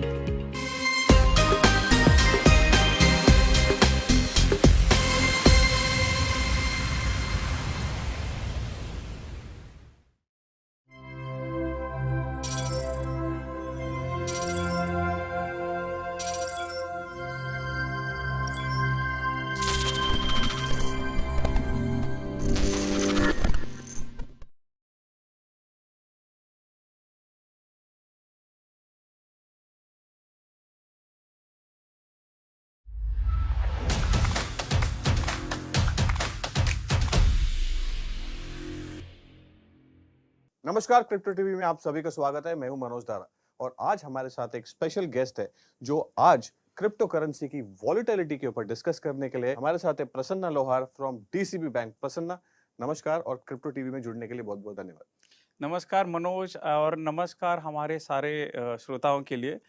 I am happy to be here again with you Manoj. Sure. जैसे हम क्रिप्टो करेंसी की अगर हम बात कर रहे हैं तो एकदम रिसेंटली जो सेक्टर है वो $3 ट्रिलियन का एक मार्केट कैप टच करने के बाद में it's dwindling somewhere around $2.5 trillion. एक काफी वॉलेटाइल जोन से ही गुजर रहा है, हाईली वॉलेटाइल सेक्टर भी है। उसके मुख्य कारण क्या है? जैसा बैंकिंग इंडस्ट्री है या फिर स्टॉक इंडस्ट्री है जिसके पीछे थोड़ा साइंस रहता है कि कहाँ पे इन्वेस्ट हो रहा है, इन्वेस्ट होने के बाद इसका क्या फायदा होने वाला है उस कंपनी को, वैसा कुछ साइंस या फिर इक्वेशन क्रिप्टो में नहीं है। राइट। तो ये जब तक ओवरऑल मैच्योर नहीं होता इकोसिस्टम तो ये ऐसे ही चलेगा। ऑलराइट। जैसे कि 2017 में बड़ा करेक्शन आया था, अब तब जाके अभी ये 3 ट्रिलियन तक पहुंच गया है और बहुत सारे क्रिप्टोज आ रहे हैं, बहुत सारे क्रिप्टोज बंद भी हो रहे हैं, कुछ क्रिप्टोज मेन स्ट्रीम में है। तो इसको थोड़ा सा मैच्योर होने में, थोड़ा सा स्टेबिलिटी आने में थोड़ा टाइम लगेगा। तो आपने जैसे कहा कि यहाँ पर एक ब्रॉडर स्टेबिलिटी आने में टाइम भी लगेगा। यहाँ पर we have spoken to lot many individuals, जो एक कॉमन मैन है वहाँ पे बहुत सारे क्वेश्चंस भी उनके हैं कि जैसे हमारे इंडियन स्टॉक मार्केट सेक्टर में there are lot many brokers. Zerodha एक बहुत बड़ा, सबसे बड़ा ब्रोकर है and there are many other brokers such as Motilal, Angel Broking, Sharekhan, so on and so forth. तो क्रिप्टो करेंसी में कौन है ब्रोकर्स? तो अगर आप जस्ट गाइड देम। सो ये बहुत इम्पोर्टेंट है कस्टमर्स को जानने के लिए, आप हमारे श्रोताओं को जानने के लिए। अभी ऐसे कोई ब्रोकर्स नहीं है। ओके। बट ये बहुत बड़ी अपॉर्चुनिटी है। आप देखे जाए तो 20 साल पहले ब्रोकर्स थे बैंकिंग इंडस्ट्री में या फिर इन्वेस्टमेंट इंडस्ट्री नहीं थे। अब वो मार्केट काफी स्टेबल हुआ है और काफी ब्रोकर्स आए हुए हैं। बिल्कुल। सिमिलरली क्रिप्टो में भी आगे चल के ब्रोकर्स आएंगे। Okay. बट क्रिप्टो क्या है? डिसेंट्रलाइज नेटवर्क है। तो हमें देखना है कि डिसेंट्रलाइज भी है और उसके ऊपर से ब्रोकर आके क्या मैजिक करेंगे सो दैट अल्टीमेटली कस्टमर को कैसा हेल्प। एक्सचेंजेस है लेकिन ब्रोकर नहीं है। ब्रोकर नहीं है। तो how do you see this? So ये अपॉर्चुनिटी है अभी करंट जो फंड एडवाइजर्स होते हैं, ब्रोकिंग कंपनी होते हैं, कि ये उनके लिए भी अपॉर्चुनिटी है। दैट मींस एक बहुत बड़ा अपॉर्चुनिटी है, ये बहुत बड़ा अपॉर्चुनिटी सेक्टर है के लिए। जैसे हम लोग अभी इंटरनेट इरा से, जैसे हम लोग बोलते हैं वेब 2.0 जो इरा है, जो अभी जितने भी बिजनेस मॉडल उस पे है, अभी स्लोली सारे बिजनेस मॉडल टोकनाइजेशन में, मार्केट प्लेस पे जाएंगे। एब्सोल्युटली। तब ये क्रिप्टो और ब्लॉकचेन का काफी एडॉप्शन होगा। तब आप चाहो या नहीं चाहो, आपको इस इंडस्ट्री का पार्ट बनना है। तो ये एक बड़ी अपॉर्चुनिटी है अभी के जितने भी ब्रोकर्स हैं। Is there any global investment bank या फिर कोई सर्विसेज प्रोवाइड करते हैं? कुछ बैंक्स है, जेपी मॉर्गन है, या फिर ये बैंक्स ऐसी सर्विसेज प्रोवाइड करते हैं, बट उसका टिकट साइज बहुत बड़ा होता है। कितना, मतलब if you can just mention? Millions में होगा। Okay, sure. जैसे कि हमारे जो नॉर्मल कस्टमर जो यहाँ पे सुन रहे हैं, उनके लिए तो वो फैसिलिटी अवेलेबल नहीं होगा। श्योर। सो आप जैसे मैनेजर्स की अगर हम बात कर रहे हैं, जैसे आपने मैनेजर्स की बात कही, यहाँ पर से फॉर एग्जांपल अगर कोई स्टॉक मार्केट में अगर अपना अकाउंट खोलता है तो एक रिलेशनशिप मैनेजर होता है, वो takes care of your entire portfolio, आपको गाइड करते हैं। और यहाँ पर फंड मैनेजर्स भी होते हैं अगर आपका टिकट साइज अगर बड़ा भी है। तो how do you see this this sector, and क्या इसमें भी मैनेजर्स हैं, फंड मैनेजर्स हैं? If you can just guide that. अभी जितना सर्वे हमने देखा है कि जो फंड मैनेजर्स होते हैं अभी वेल्थ में, या फिर म्यूचुअल फंड में, या फिर बहुत सारे अलग इंस्ट्रूमेंट्स में, ये फंड मैनेजर्स लाइसेंस्ड होते हैं। ओके। ये fund manager are able to give advice with based upon their license. India में ये रेगुलेशन है, और क्रिप्टो के लिए ऐसे कोई लाइसेंस मैनेजर अभी नहीं है। बट जैसे जैसे रेगुलेशन मैच्योर होगा तो सर्टनली ये अपॉर्चुनिटी है करंट फंड मैनेजर्स के लिए कि इसमें भी थोड़ा स्टडी करके अच्छे से लोगों को गाइड कर। तो ये बड़ा अपॉर्चुनिटी है कि जैसे कि आप म्यूचुअल फंड या फिर दूसरे इंस्ट्रूमेंट्स को गाइड कर रहे थे, उसी हिसाब से ये अपॉर्चुनिटी है कि साइड बाय साइड स्टडी करते रहे। जैसे कि मार्केट मैच्योर होगा, रेगुलेशन आएगा, तो आप उस चीज के लिए रेडी हो, so that and user customer इससे फायदा ले सके। आपने म्यूचुअल फंड की बात कही, ऐसा कोई म्यूचुअल फंड जैसा अपॉर्चुनिटी है क्रिप्टो करेंसी स्पेस में? जैसे मैंने पहले कहा, क्रिप्टो करेंसी थोड़ा सा इकोसिस्टम मैच्योर नहीं हुआ है। बिल्कुल। अब जैसे कि हम लोग करंट बैंकिंग इकोसिस्टम देखते हैं, करंट जो बैंकिंग इकोसिस्टम में बहुत सारे इंस्ट्रूमेंट्स है, एफडी है, आपका डिफरेंट टाइप का अकाउंट होता है, उसके अलावा आप म्यूचुअल फंड में इन्वेस्ट कर सकते हो। अभी रिसेंटली गवर्नमेंट फंड्स में भी आप इन्वेस्ट कर सकते हो, अनाउंस हुआ है। उस हिसाब से जब क्रिप्टो आएगा, रादर क्रिप्टो के हिसाब से जब डिजिटल करेंसी आएगी, तब अपने आप बेस्ड अपॉन जो मॉनेटरी पॉलिसी स्टडी की जाएगी, तो उसके हिसाब से काफी उथल पुथल होगी, और काफी स्ट्रीमलाइन तरीके से डिजिटल करेंसी जब आएगी, तब आप देखेंगे म्यूचुअल फंड के अलावा काफी कुछ ऑप्शंस होंगे लोगों के पास। You are saying that mutual fund जैसा नहीं, बट उससे भी बेहतर एक प्रोडक्ट भी आ सकता है, जो कि इंडियन फाइनेंशियल सिस्टम में या फिर फाइनेंशियल सिस्टम में काफी एक रेवोल्यूशन ला सकता है। तो ये मेरा पर्सनल ओपिनियन है। ऑलराइट, आएगा। सो अब हम बात कर रहे हैं रिलेशन बिटवीन स्टॉक मार्केट और या फिर अपना financial market crypto currency market के साथ में। जैसे हमारे स्टॉक मार्केट में there are lot many blue chip stocks as well, जैसे रिलायंस इंडस्ट्रीज हैं, एचडीएफसी ट्विंस हैं, एंड टीसीएस है, इन्फोसिस है। तो क्रिप्टो करेंसी के ब्लू चिप कौन से? सो अभी ये डायरेक्ट कंपैरिजन करना सही नहीं होगा। ओके। क्योंकि आप जो कंपनियां जो बोल रहे हैं, जैसे एचडीएफसी, रिलायंस, विप्रो, इन्फोसिस, इनका आप हिस्ट्री स्टडी करेंगे, जो 20-25 साल से वो कंपनियां चल रही है, उन्होंने काफी इकोनॉमी अच्छे से देखी है, उन्होंने पूरा लास्ट अच्छी तरीके से उनके बिजनेस मॉडल्स है, and they are providing actual services to the industry, और उसके बाद they have become blue chip, so that ये उन्होंने ट्रस्ट क्रिएट किया है।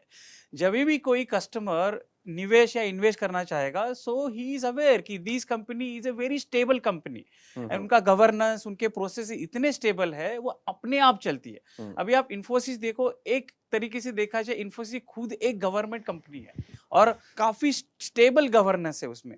अब आप उसको आप किसी क्रिप्टो के साथ कंपेयर करेंगे तो वो सही नहीं होगा। लेकिन मेरा कहना यह है कि जैसे कि अभी क्रिप्टो जैसे चालू है, बिटकॉइन जो 2009 में चालू हुआ है, और उसके बाद में आपका इथेरियम 2013 में आया है, और ये थोड़ी मेन स्ट्रीम में पहुंची है।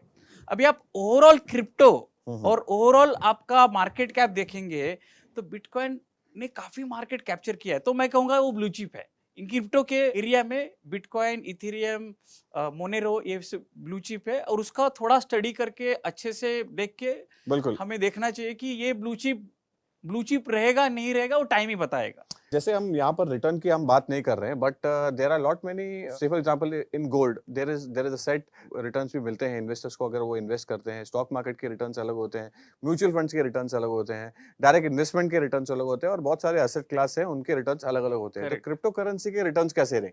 ये बहुत अच्छा क्वेश्चन है, और क्रिप्टो करेंसी वो मुकाम पे पहुंची है कि जहां पे हमें देखना है क्रिप्टो करेंसी का नॉर्मल लोगों को क्या फायदा है। बिल्कुल, नॉर्मल लोगों को तभी फायदा है जब क्रिप्टो का कैटेगराइजेशन एसेट और डिजिटल एसेट की तरफ हो। बिल्कुल। अब तक जो कस्टमर्स और अब तक जो हम लोग इन्वेस्ट कर रहे थे गोल्ड में या लैंड में, वो फिजिकल एसेट था और उसका खुद इंपॉर्टेंस है, वो इतने जल्दी वैनिश नहीं होगा, वो हमेशा रहेगा। बिल्कुल डिजिटल एसेट एक न्यू ट्रेंड है। बिल्कुल। और जैसे आप मिलेनियल देखो या फिर नया जो तरीका है डिजिटल को देखने का तरीका अभी बढ़ रहा है, तो डिजिटल एसेट जिसके पीछे कुछ यूटिलिटी है, अगर कोई क्रिप्टो करेंसी है जैसे कि सोलाना है या फिर एवलांच है या फिर चेन लिंक्स है, तो उनके बहुत सारे प्रोजेक्ट जो ऐसे होते हैं जिसमें कुछ यूटिलिटी होती है जिससे इंडस्ट्री को, इकोनॉमी को या फिर नॉर्मल लोगों को फायदा होता है। So that means अब वो crypto currency which are backed by some asset, exactly, जैसे कि वीट कॉइन है या फिर मिल्क कॉइन है,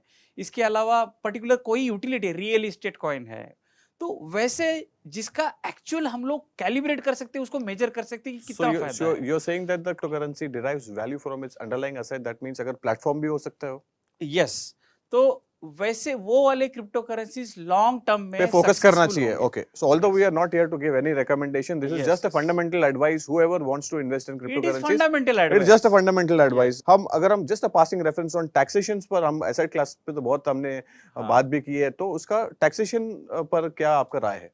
तो अभी जैसे शुरुआत हुआ था, जैसे कि पहले लोग इन्वेस्ट करते थे और गेन करते थे, ट्रेडिंग करते थे, उसमें टैक्सेशन नहीं था। अभी बहुत सारी कंट्रीज जैसे कि यूएस है, यूके है, इवन इंडिया में है, अभी उन्होंने टैक्स लगाना चालू किया। तो इंडियन पर से तो tax falls under tax purview, but there are lot many countries who are giving exemption on cryptocurrency trading profits के ऊपर। नहीं, लॉन्ग टर्म में आप देखा जाएगा तो जैसे कि सबसे ज्यादा बिटकॉइन जहां पे cryptocurrency US has pass China in October 2021, तो वैसे कंट्रीज में उन्होंने it has made tax as a compulsory. Sure. So जैसे हमने बताया कि यहाँ पर हमने बहुत सारे कॉमन मैन से हमने बात की, and there are lot many individuals who wanted to understand. We have jotted down some few questions, we will start this rapid fire question right now, and you will answer in a brief yes no, and you can have a one liner on that as well. So why are there so many cryptocurrencies? Are there any so many banks? There are not so many banks because banks are regulated entities by government, और bank बनाने के लिए बहुत सारा regulation, rules and regulations होता है। लेकिन cryptocurrency क्यों क्रिप्टोकरेंसी में इतना रूल्स एंड रेगुलेशन नहीं है। ओके, आप, मैं और तुम मिलके एक नया क्रिप्टोकरेंसी चालू कर सकते हैं।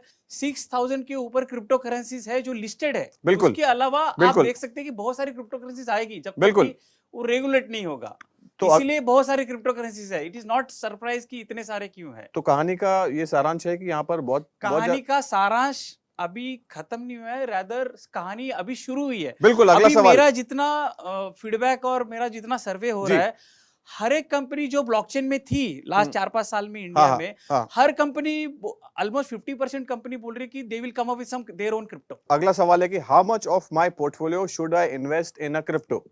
तो मेरे पर्सनल रिकमेंडेशन से आपका जितना एपेटाइट है, रिस्क फैक्टर है, जैसे कि आप सपोज 100 रुपीज आपका इन्वेस्टमेंट कैपेसिटी है, तो 3 to 4% you should try for crypto, not more than that.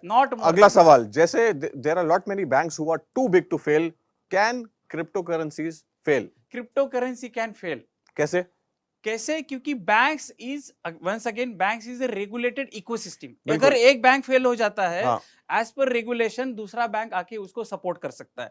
यहाँ पे एक क्रिप्टोकरेंसी फेल हो जाता है तो दूसरा क्रिप्टोकरेंसी आके उसको सपोर्ट नहीं करेगा बिकॉज वो रेगुलेटेड इकोसिस्टम है ही नहीं। Will not name any bank. यहाँ पर इंडियन इकोसिस्टम पे एक्चुअली ऐसा हुआ है कि यहाँ पर सपोर्ट सिस्टम मिला भी है। ऐसा बहुत बार हुआ है, बहुत बार हुआ है। अगर फ्रॉड हुआ है, इतना इंडियन इकोसिस्टम और रेगुलेशन इतना रोबस्ट है कि एक पैसे के लिए बैंक्स आर रिस्पॉन्सिबल। बिल्कुल। Are there ways to purchase outside an exchange? I'm talking about cryptocurrencies. No, there are right now there are no ways to invest or trade out of the exchange. Alright, so जैसे हम crypto currency के timings पर अगर आपने just touch base किया था कि it's 24/7, उसके कारण क्या है? क्योंकि बाकी के अगर हम एसेट क्लास देखें, देयर आर फिक्स टाइमिंग्स। तो उस हिसाब से उन्होंने, जैसे कि ये चालू हुआ था एसेट क्लास है, स्टॉक मार्केट, तो उनका स्पेसिफिक टाइमिंग है। बट क्रिप्टो करेंसी ये 24/7 चलता है। बिल्कुल 24/7 चलता है। उसके हिसाब से कस्टमर को भी 7 days in a week you can trade, concentrate करके, या फिर हमेशा उसकी आय उसके वॉलेट पे या फिर उसके मोबाइल फोन पे होनी चाहिए, तभी वो। वन लास्ट क्वेश्चन, ये क्वेश्चन जो है वो that is something which we wanted to understand, is institutional adoption increasing in this space?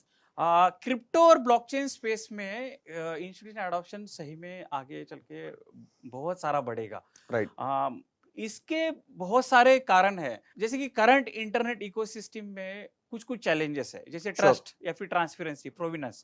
तो अब तक हम लोग चला रहे थे बिकॉज वो इकोसिस्टम वैसे बनी थी, बट इस आगे चल के इतने सारे मार्केट प्लेसेस क्रिएट होंगे, जैसे कि हमने देखा है उबर कार का मार्केट प्लेस है या फिर कोवर्किंग स्पेस का मार्केट प्लेस है।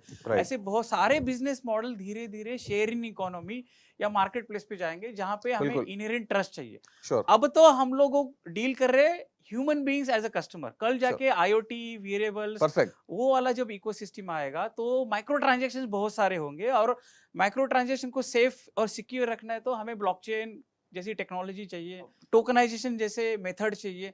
तो ऑटोमेटिकली हर एक बिजनेस मॉडल वेब 3.0 पे जाएगा। अभी ये वेब 2.0 का जमाना है। स्लोली आप चाहो या नहीं चाहो, इकोसिस्टम जो है, जैसे कि 5G आ गया, automatically that need of more automation बढ़ेगा। जब more automation, more collaboration, automatically blockchain and relevant ecosystems का एडॉप्शन काफी अच्छे से बढ़ेगा। That's it.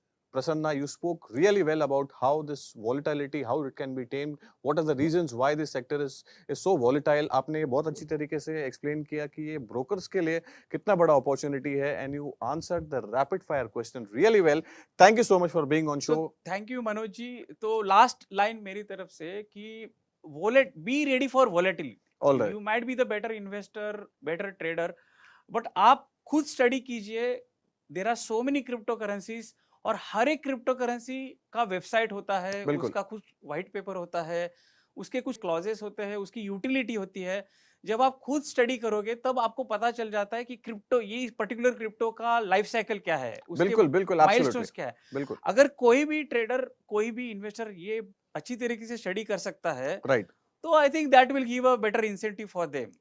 That's it. The word coming in from Prasanna Lohar that this sector is highly volatile. आप आपका research अच्छी तरीके से करें, because you should be in a very, very, very sound financial position before investing in cryptocurrencies. That's it. Thank you so much for watching Crypto TV. तब तक के लिए नमस्कार।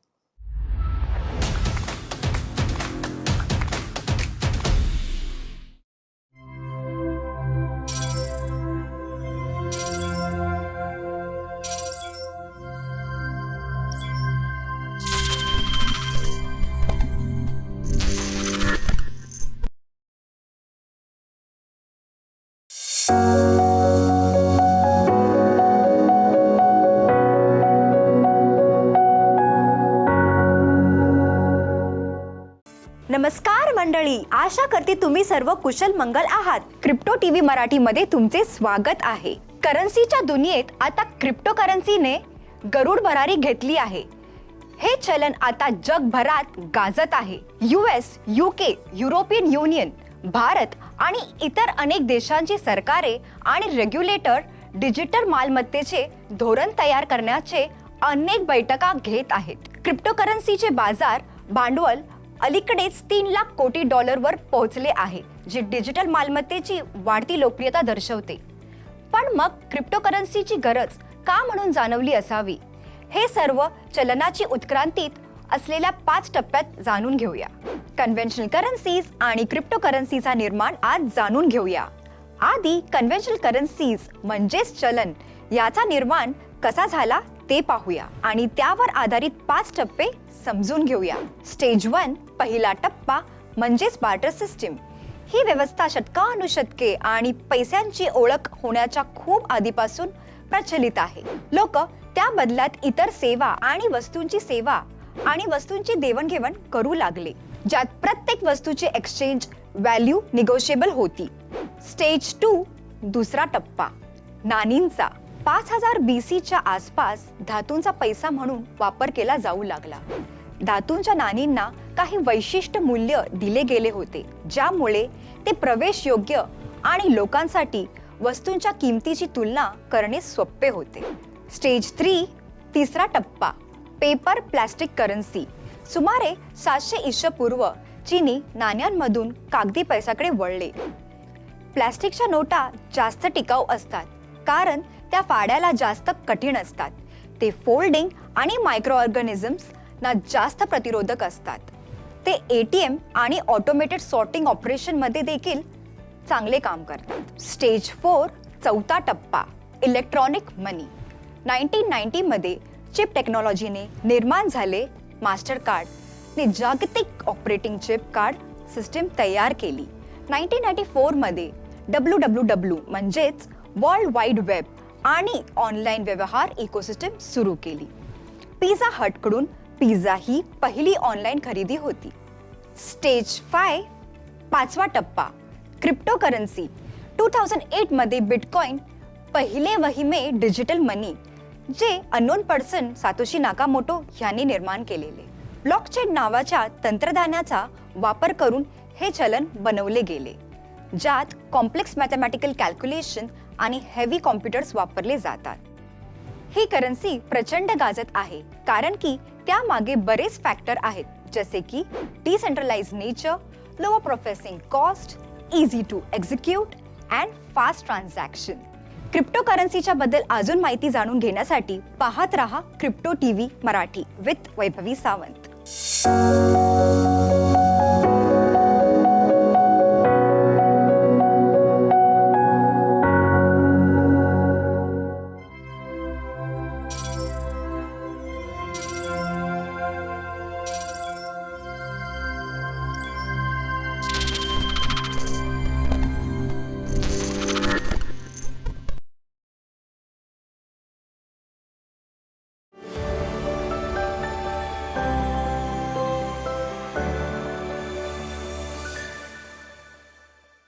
Welcome friends, this is a new initiative by Crypto Varsity on Crypto TV.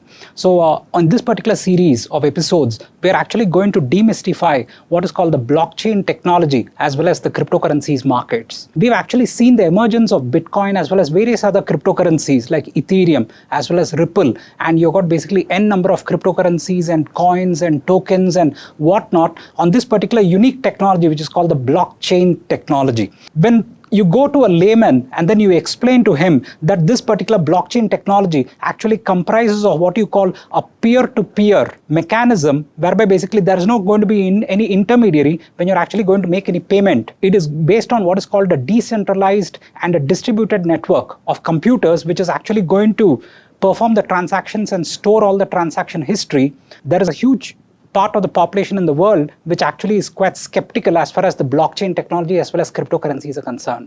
Now, why exactly is there so much concern about cryptocurrencies and blockchain technology? Well, now, what exactly is the blockchain technology?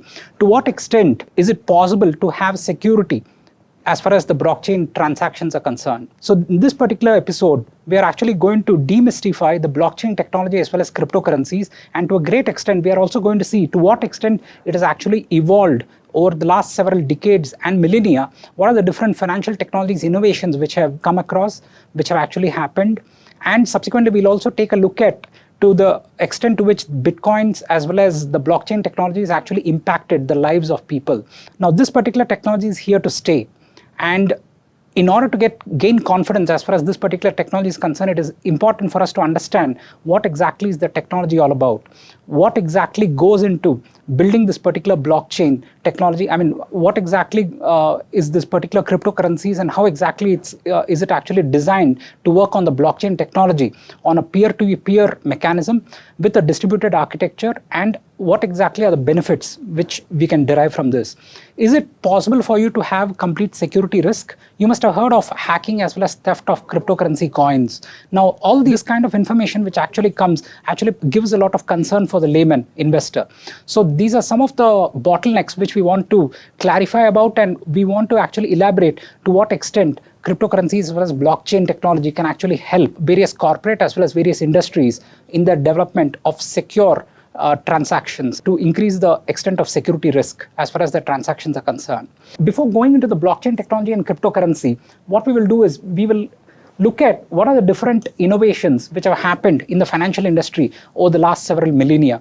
In fact, since time immemorial, we have seen transactions typically occur as a barter, whereby one good was exchanged for another.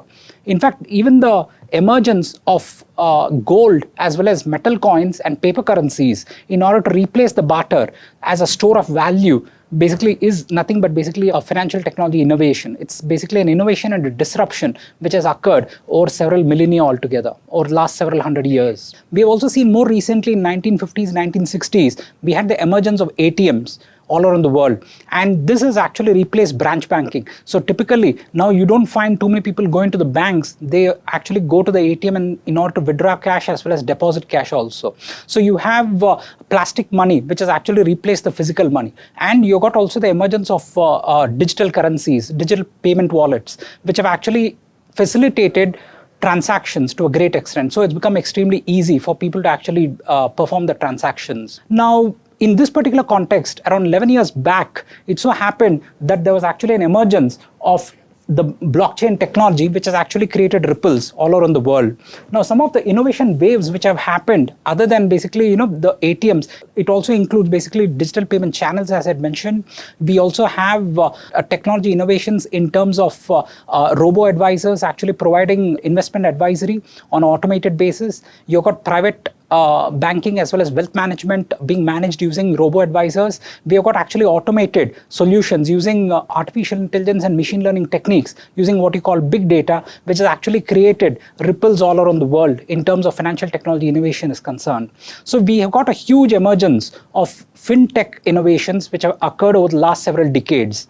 Now, this particular innovation is actually given rise to also capital raising in the form of basically initial coin offerings as well as peer-to-peer lending. Now, what do you mean by all this? Basically, we have actually seen a drastic change in the way in which finance has actually evolved over the last several decades. And it's become more easy for you to actually do online transactions thanks majorly to the basically access of mobile internet connectivity to the far reaches, even to the rural areas. And this has actually increased to a great extent the economies of the world. The e-commerce has actually increased to a great extent because of the increase in availability of internet as well as mobile connectivity. So who is exactly responsible for these kinds of technologies? Now, since the last several decades, we would see actually the financial companies, finance industry per se, including the hedge funds as well as asset management companies and to a great extent banks, basically being at the forefront of instituting a lot of fintech innovations. But then more recently, in the last decade and a half, there has been a substantial shift in the way in which the industry is actually performed and who's actually introducing the innovations. We would be able to see Google, Facebook as well as Apple introducing major substantial innovations in the last decade and a half, which has actually revolutionized the way in which even payments are done. To a great extent, basically, you can see the IT companies, the tech companies, so to speak. So basically, they're actually at the forefront of fintech innovation. So this is thanks to basically their risk-savvy nature. Their risk appetite is much higher. It's possible for them to even get into a peer-to-peer lending. And one of the other offshoots is that they have lesser regulatory oversight in terms of the tech industry is concerned. So they've actually facilitated to a great extent an ease as far as the transactions are concerned. So this has actually made it more easy for the common man to actually go and raise funds. At the click of a button, it's possible for you to actually take a loan instantaneously. So these are the various benefits of actually the innovations which have happened over the last several decades, and specifically in the last decade and a half by the tech companies, so to speak. So having seen basically the emergence of the fintech revolution, let us get back into basically this particular context of cryptocurrencies and blockchain technology. Now, cryptocurrencies and blockchain technology is in fact something which a layman, as I mentioned, basically will not be able to digest. Why? Because it means that the asset value is actually in the form of ones and zeros stored in the computers across the world, and there is no specific backing by any particular central bank or a regulator, so to speak. So in other words, how is it possible for a layman or a common man to actually go ahead and basically have his own assets in the form of ones and zeros stored in the computers, and for you to have an access to basically the funds. Now, what exactly is the benefit of undertaking this blockchain technology into your business environment? How exactly blockchain technology has assisted and aided the cryptocurrencies as well as the transactions to be performed to a great extent? And first of all, let us understand what is a blockchain in the first place. See, to a great extent, blockchain is nothing but basically a database. It's nothing but a database which stores data in the forms of ones and zeros across a wide variety of network of computers called nodes. So because it is actually stored in thousands of nodes or computers across the internet, it is actually called what is called a distributed database. So this particular architecture of blockchain is actually a distributed and decentralized. When I'm talking of the word distributed, it's because the data is actually stored across a wide network of computers called nodes, and you also have got a decentralization in terms of the validations and verifications of the data. Now, what do I mean by basically this validations and verifications of data? Now, this particular data is actually stored in all these computers.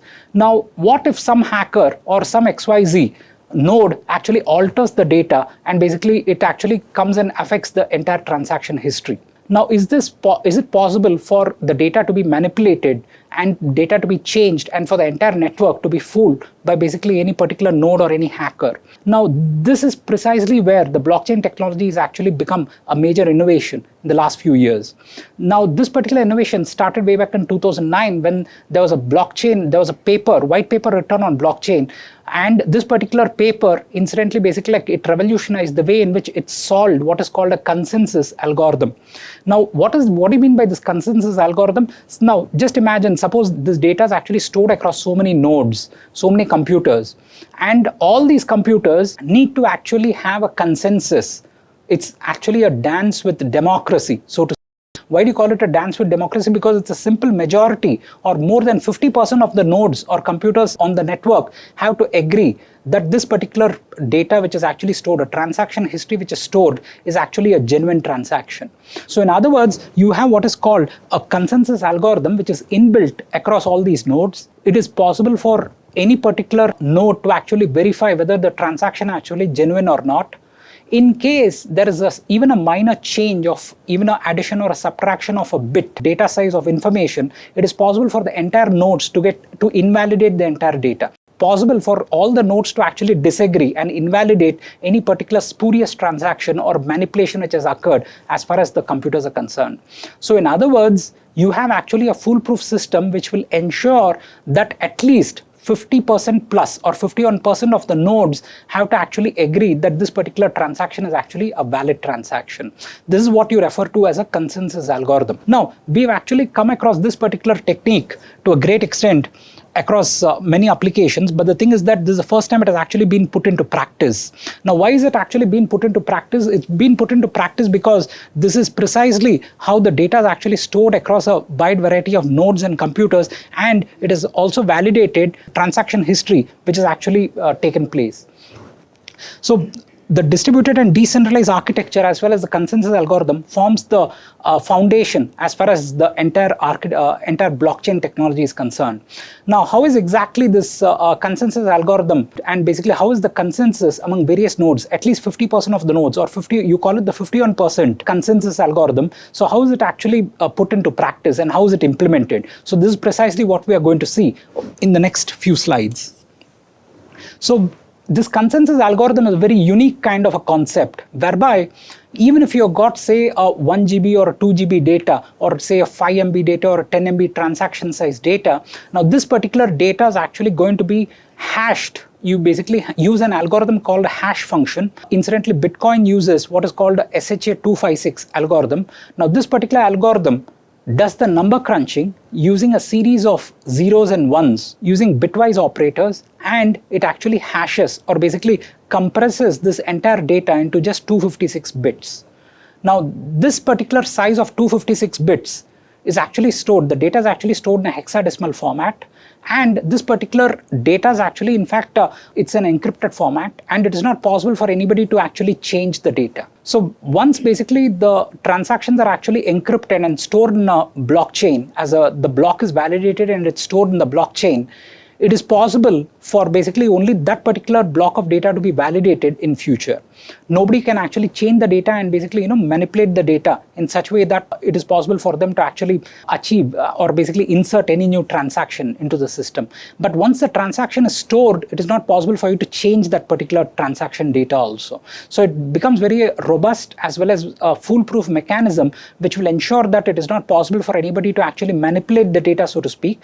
If anybody tries to manipulate the data, it is possible for all the other nodes to actually invalidate the data and to basically throw the data out of the network. So basically the particular data which has actually been manipulated will not be accepted by all the nodes, because it knows very well that there has actually been a change as far as the data is concerned, because this particular algorithm, the hash function, will ensure that it is actually protecting the extent to which the encryption of data is done. So this particular concept is what you refer to as the Avalanche Effect. That is, even if one bit of the 256 bits are changed, then it is possible that basically the final output across all the nodes will actually go for a toss, and it's actually going to be a garbled message. It will not be accepted by all the other nodes, and it is actually going to be invalidated by all the nodes. So this is precisely where you have actually a consensus built across all the nodes in the system. At least 51% of the nodes have to actually provide the final verification and validation of the data.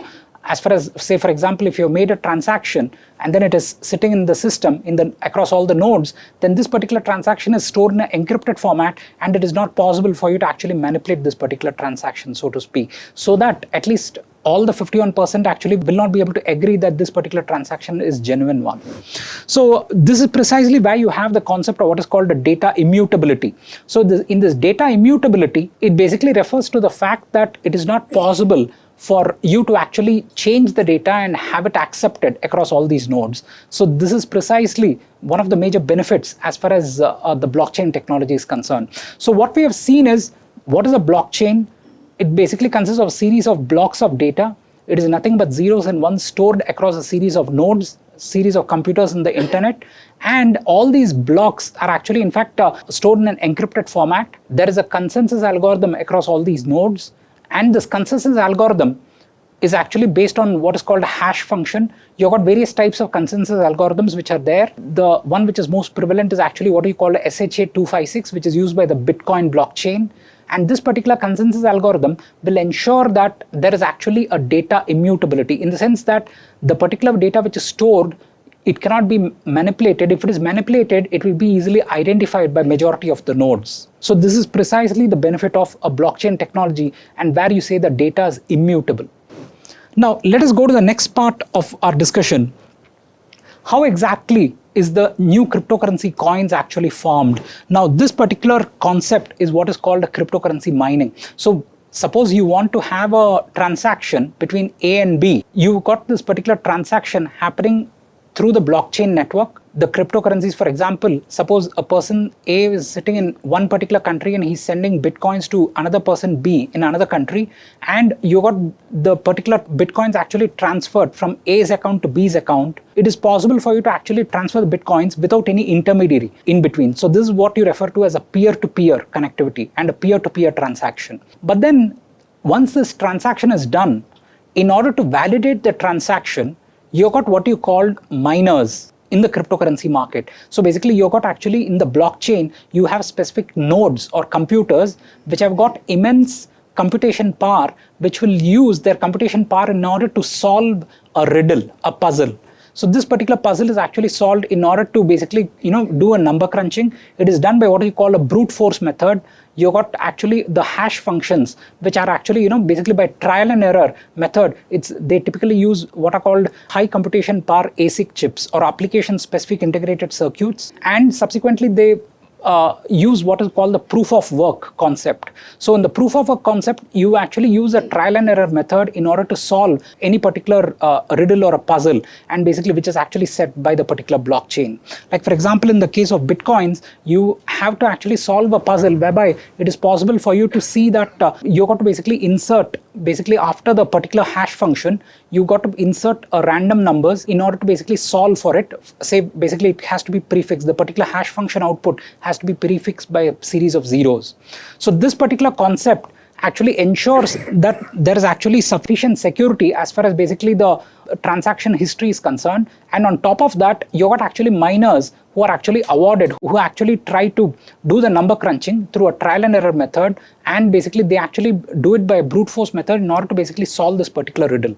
So once you actually solve this particular riddle, it is possible for you to actually be rewarded for the particular effort which you're taking. Now this particular concept of mining or cryptocurrency mining is an energy intensive process. In this energy intensive process, you consume a lot of power. You got to actually deploy a huge infrastructure. So when you're actually deploying the infrastructure, you're going to incur costs. So why would any particular cryptocurrency miner do it free of cost? It's not possible for any cryptocurrency miner not to be rewarded, or basically he's actually incurring costs, and it is necessary for him to actually be rewarded in terms of basically like any kind of incentives which are there in the cryptocurrency market or in the blockchain itself. So the cryptocurrency miners, incidentally, they're actually awarded coins for solving every block. For example, the Bitcoin block, as of now, you'll be awarded close to around 6.25 Bitcoins for every block which has been solved by the cryptocurrency miner. And this particular riddle, which I said basically has to be solved. On top of that, each and every transaction which is processed, a particular fee has to be paid to the cryptocurrency miner. So the miner, incidentally, basically when he's actually going to do the number crunching, when he's going to validate each and every transaction, and he's going to generate a block filled with all transactions which have happened between, for example, this A transferring the Bitcoins to B, it is possible for him to actually earn the Bitcoins in order to compensate for the amount of effort, time, as well as energy which is actually consumed and for which he is actually incurring costs.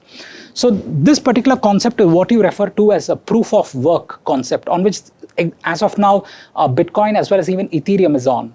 But then it actually takes up a huge power consumption. It's very energy intensive, so it leaves a huge carbon footprint. So lately, in fact, even China has actually banned the mining of Bitcoins. So you got actually a lot of concern in terms of huge power consumption occurring because of the cryptocurrency mining.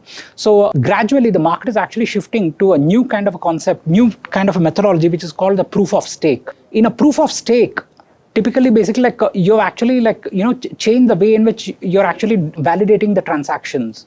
You're validating the transaction using in the proof of stake methodology based on basically the amount of extent of assets which are actually held by the particular node. So for example, if a particular node has got, say, for example, close to around 2000 Bitcoins or 2000 Ethers. So basically, it's based on basically, suppose it has got, say, close to 5% of the Ethers, then it actually gets preference at the time of basically being allocated the block for solving the block. So you got actually a huge change in the way in which the cryptocurrency mining is going to happen, and it's actually going to revolutionize once again the cryptocurrency markets as well as the cryptocurrency, the blockchain industry, which also lowers the carbon footprint to a great extent.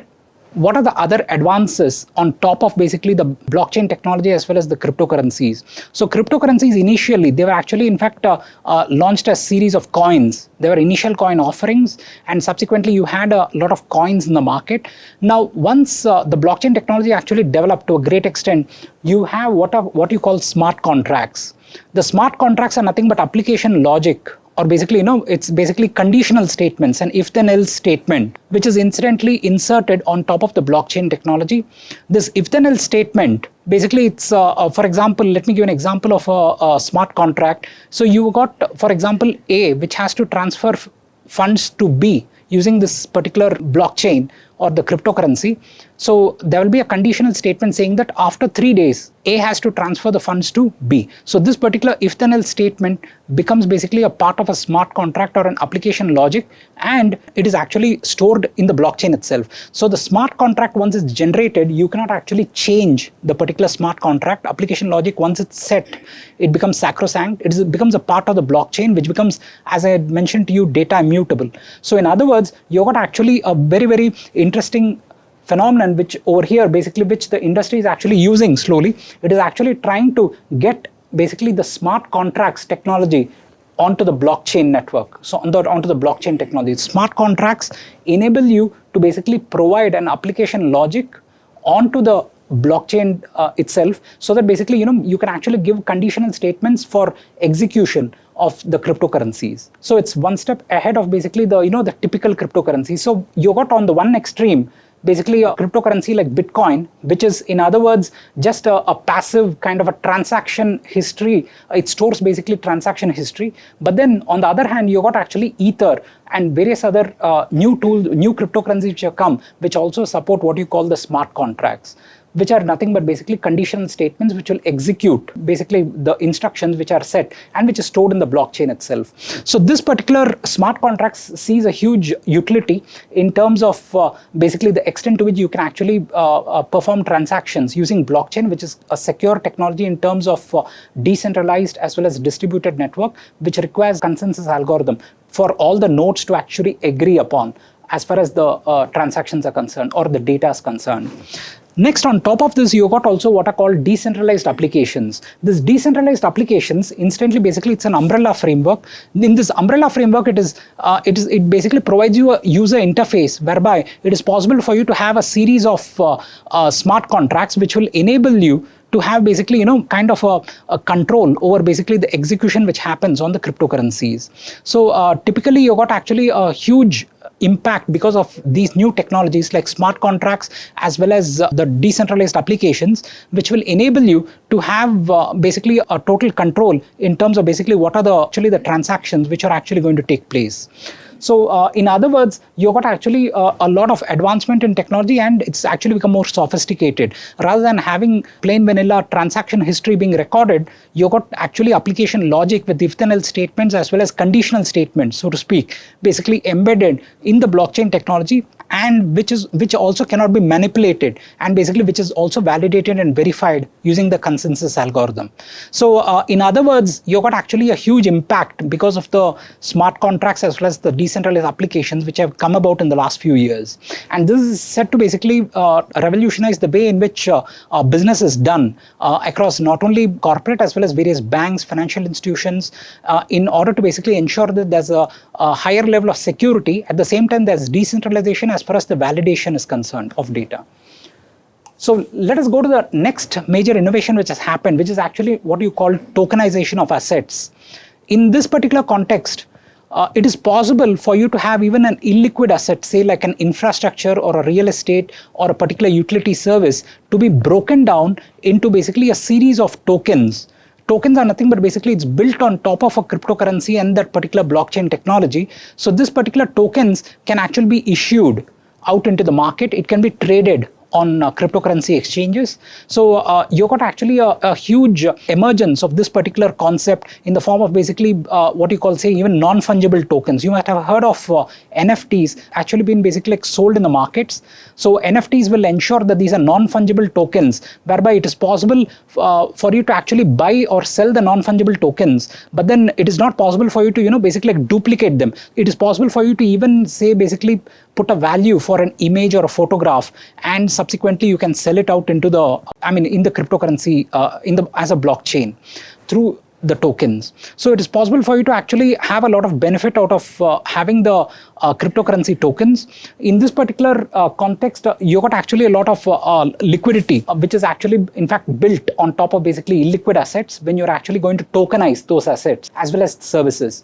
Let me give you an example. Suppose you got, say for example, a particular company which is providing you the transport services. So all its customers instantly basically like they might be actually, basically like using payment wallets in order to basically transfer cash, and they will typically make payments using the cash. But then this particular company can also launch tokens or coins. In other words, basically it is possible for them to actually launch a service whereby it is possible for them to sell the tokens, and it is also possible for them to actually manage their customer service using tokens itself. And these tokens also can be hosted on cryptocurrency exchanges.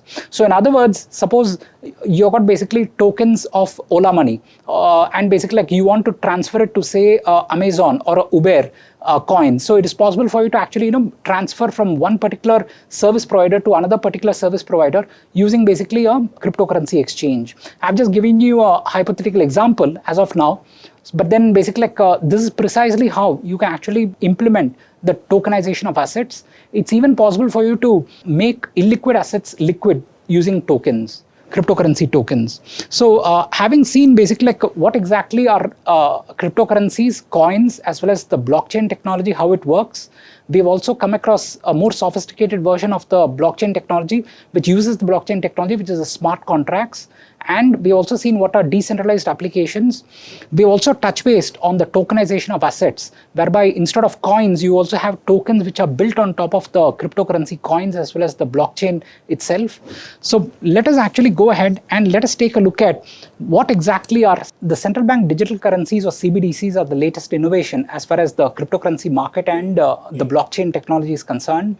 Now, as and when last decade, we have seen actually the emergence of cryptocurrencies in the market, there has been a gradual concern among all the policymakers, governments, as well as the central banks as to what exactly would be the impact as far as the cryptocurrencies are concerned on their local sovereign currencies.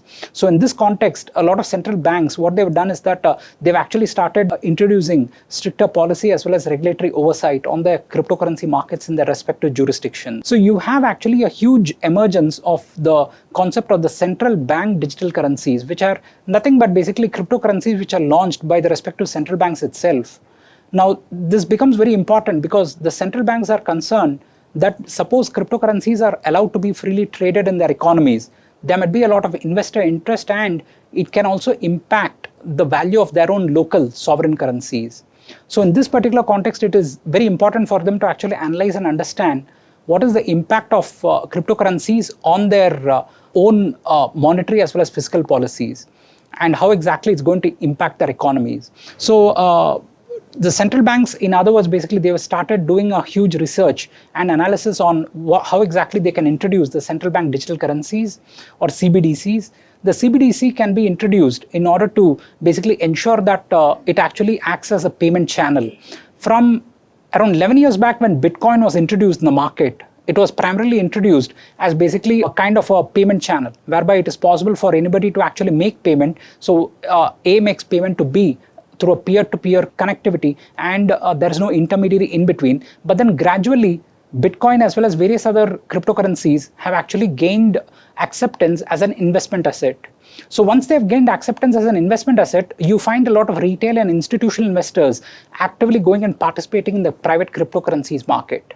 So this private cryptocurrencies market has actually spawned a huge impact on basically, it's become basically more than $1 trillion industry, and basically it has actually attracted funds from various other asset classes, such as commodities, equities, as well as fixed income securities. So you got a lot of major banks, large financial institutions, as well as corporate, and you got also a lot of retail interest in basically the using cryptocurrencies for investment purpose. So when you have actually the emergence of a particular asset class, a new asset class in the last decade, this actually set off alarm bells among central banks in the world. So all the central banks have started basically analyzing how exactly the CBDCs can actually be introduced in order to counter the cryptocurrencies, or to rather coexist with the cryptocurrencies. Now, what is the use of a CBDC? Now, CBDC actually typically, there are a lot of advantages as far as central bank digital currencies are concerned. One of the major advantages is that it can actually replace the physical currency in the local jurisdiction itself. And more importantly, central banks will have complete control over basically the CBDCs itself. So central banks can have access to real-time data as far as CBDC transactions. They'll be able to see basically on the specific CBDC's blockchain what exactly the transactions which are occurring as far as the particular central bank digital currency is concerned. So it is possible for them to actually get real-time data. They can use big data as well as artificial intelligence, machine learning, data analytics in order to understand what exactly is the flow of money, what are the transactions which have been performed, and at the same time, they can even make it possible for any particular investor to buy private cryptocurrencies using the CBDC itself. So this will actually provide the central bank greater control as well, of its own monetary policy as well as fiscal policy, and at the same time, it can allow investors to actually take advantage of cryptocurrencies as a market for diversifying the portfolio risk. So to a great extent, we will see actually the emergence of CBDCs over the next 2-3 years to 5 years, basically we will see a gradual acceptance of CBDCs as a mode of payment in various countries. So CBDCs, one of the other major benefits of CBDCs is that it can actually replace physical currencies. Physical currencies, actually you incur a cost in terms of distribution as well as printing of paper money. So instead of that, it is possible for you to actually replace the paper money as well as physical currency using the CBDCs itself. So what we are going to see is a massive emergence of a new kind of a asset which will actually be able to replace physical currency itself maybe in a few years' time. And we will also see basically central banks adopting this particular technology, the blockchain technology itself, for ensuring that it is able to keep track of the flow of transactions, including cross-border transactions. Over the last few minutes, we've actually been through basically what exactly are the fintech innovations, who's spearheading the fintech innovations, and we also touch based on what are cryptocurrencies and blockchain. What is blockchain technology? How is the blockchain technology used for peer-to-peer connectivity, and basically the transactions are performed without any intermediaries in this P2P network? How is consensus algorithm used for basically validating and verifying transactions? What is the use of hash functions? And finally, we've also seen the emergence of CBDCs, as well as before that we've also seen basically how exactly smart contracts as well as tokens and distributed applications have gradually transformed the blockchain industry, blockchain technology industry, as well as the cryptocurrencies markets. As we proceed on, we will be coming out with a few more episodes whereby we'll go in depth as far as basically the extent of, various technologies which are involved in the cryptocurrency markets, as well as the blockchain technology. And we'll go into the nitty-gritty of the smart contracts, distributed applications, as well as the CBDCs itself. So thank you very much.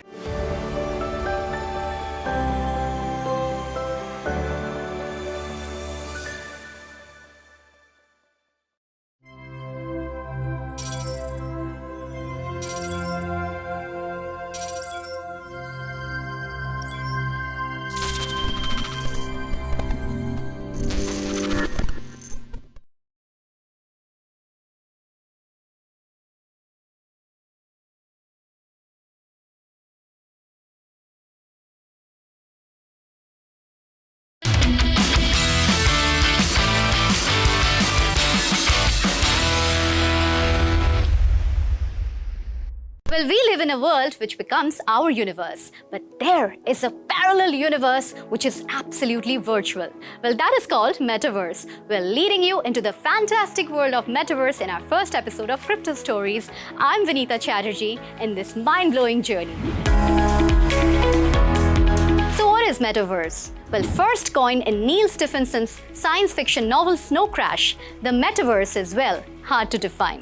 You might see it referred to as the mirror world, AR cloud, the spatial internet, social internet, embodied internet, or even the magic verse. And while it isn't here yet, but during the COVID-19 pandemic, you could have been unknowingly exploring its beginnings. As the lockdown and quarantine kept many people away from their friends and family members, people gathered in co-opted online spaces. Weddings, funerals, political campaigns took place in Animal Crossing, graduations in Minecraft, slumber parties via Netflix, and family reunions on Zoom. Slowly, these spaces became the ones not simply for gaming or streaming, but for the expansion of physical lives. Well, there is much debate among the tech community over what the metaverse is and isn't. The basic idea is that the metaverse will be a convergence of the physical and augmented and virtual reality in a shared online space. As a potential successor to the internet, it is imagined that the metaverse will be a place where people meet to socialize, attend remote work meetings, participate in events such as concerts, conferences, or even games, and as individual digital avatar that represents them. It won't solely be a digital place where people can only go. The metaverse will be around us in the physical world with the use of IoT, AR, VR, and emergent technology. There could be, for example, a digital replication of everything in the physical world, so that when you chuck onto a pair of AR glasses, the shops, workplaces, parks, anything really you pass down with your physical street could have a digital presence as well, allowing you to interact or even purchase physical items to be delivered to your home without physically stepping inside. My God. That is something really, really incredible, isn't it? Well, let's look at the key features that constitute a metaverse. It is physical as well as digital. It is always on. It is in real synchronous time. It has fully functioning economy and everyone can participate in it. It is a place of content and experiences and everything in it will be interoperable. Given where we stand with so many unknowns, it is difficult to imagine how the metaverse might change our lives, much as it was on the eve of the dot-com boom to foresee the impact of the internet. Unlike virtual communities, the metaverse will not be a standalone place or online community such as the world of an online game. Rather, it is imagined as an overarching universe wherein all facets of the society, including the game worlds, can be found. It won't be just a virtual world, such as the Second Life. It won't be pure VR, though you can interact with the metaverse through a VR headset or AR glasses. It won't be just a digital economy such as a blockchain, but a digital economy will exist within it. Magical, isn't it? I'm super excited. It won't be designed like a game, nor will it be like an app store, but the apps will exist within it, or an entirely new platform. As currently imagined, it is more than the sum of all these parts, an augmented, interactive layer to our physical and online lives where apps, platforms, games, experiences, communities, and spaces all exist in a way that is seamless, weaving between the physical and the digital world. It is pure fourth industrial revolution, my friends. Yes, you heard me right. The fourth industrial revolution. The metaverse is better thought of as a convergence of technologies that have been bubbling away for years, coming into brilliant usefulness altogether. Online gaming, blockchain, apps, AR, VR, internet, smart devices, social media, TV streaming, music streaming, podcasts, video, cloud, online shopping, hybrid workspaces, and the entire creators economy. Influencers combining to form as an extra dimension to our new current lives. I am running short of breath because metaverse is oh so wow. As Ball puts it, the metaverse is an idea that has been around in tech circles for a very, very long time. But just recently, the pieces have started to feel real, my dear friends. Very, very real. While there is reason to believe that the metaverse will become real in shape or form, whether that happens in the next 5 years or the next 20 years, is anyone's guess correct? And there are plenty of predictions on the planet. So, do you think the business needs to pay attention? Well, in some way, yes. If only we keep our mind on the future of possibilities. Big tech certainly is, which is the first clue that this might not be just a flight of fancy. Well, Ball even goes as far as saying in his blog that the metaverse is the new macro goal for many of the world's tech giants. Well, you heard me. Just how no one company can own the metaverse, in the same way, no one company can own the internet. There will be big money from companies that can monopolize certain corners, say, underpinning platforms or services like subscriptions, payments, or advertising. Some of today's tech companies are already in the prime position should they wish to do so. That is, acquisitions into AR, VR, social apps, games, take on a whole new meaning in this context. Facebook, which owns Oculus VR, recently launched new smart glasses with Ray-Ban 10 and announced that it plans on becoming a metaverse company, launching a VR workspace for remote workers as a first step. Well, Facebook is not here alone. Microsoft is working on building an enterprise metaverse. Epic, the owner of Fortnite, along with NVIDIA, Snapchat, Tencent are all interested, if not making outright moves in the meta direction. By some accounts, they are potentially trillions of dollars of value up for grabs should the metaverse take off. It has already been claimed that the metaverse will lead to a shift in communication as large as those brought about by the telephone or the internet. Much like the shift in content, branding, advertising that came about with social media, could a shift occur with the metaverse? How brands engage with their customers will need to be rethought. In the purely digital layer of the metaverse, there could be various opportunities. People may want their virtual avatars to wear branded digital clothing or to decorate their virtual real estate where they can entertain physical friends via VR. Virtual reality. All these items will need to be created and sold. New products, new services will be on the cards, from the payment to ID verification, content creation, live events, experiences, games, cryptocurrencies, blockchain, virtual labor, and let's not forget cyber security. The list goes on and on and on and on. Now let's imagine the future. The metaverse is at the moment a philosophical concept. Being hard to imagine, it's hard to plan for. And while its beginnings can be seen today, there is no guarantee that it will not evolve tomorrow as imagined. Like most technology, it could be both under and overhyped. Certainly, for it to appear in the way futurists predict, a lot of standardization and cooperation would be needed. Amongst the utopian vision are thornier questions that need to be asked about who is doing the building and what is their basis and motivations, who is being included and left out of the future universe. As we know, with the access to internet and technology today, these are not insignificant issues. But nonetheless, the long and the short of the matter is, what is certain is that this concept of the metaverse is intriguing. The commercialization is on people's minds and the giants are rumbling. They have been right before, and so it is perhaps wise to keep a virtual eye on what they are seeing. Well, wasn't that a fantastic and a fascinating story of the metaverse? Well, I'm already geared up and excited to jump into it. Are you not? So hop onto this interesting journey of stories with yours truly, Vinita Chatterjee, on your favorite show, Crypto Stories. Keep watching Crypto TV.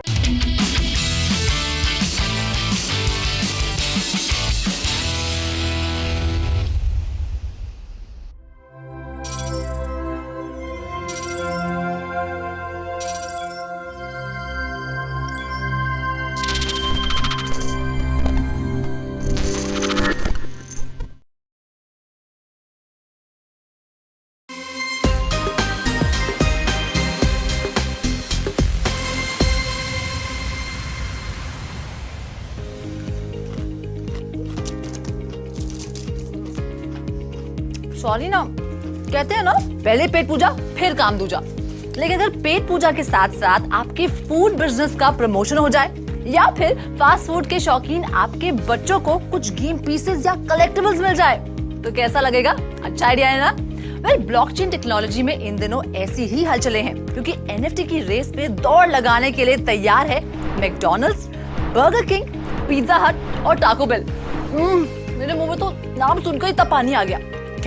Celebrities, musicians, artist और sports club के बाद अब fast food chain को भी ललचा रही है NFT, जिनके लिए ये एनएफटी जबरदस्त मार्केटिंग अपॉर्चुनिटी है और इनके जरिए ये फास्ट फूड चेन्स ग्लोबली अपनी रीच बढ़ाएंगी।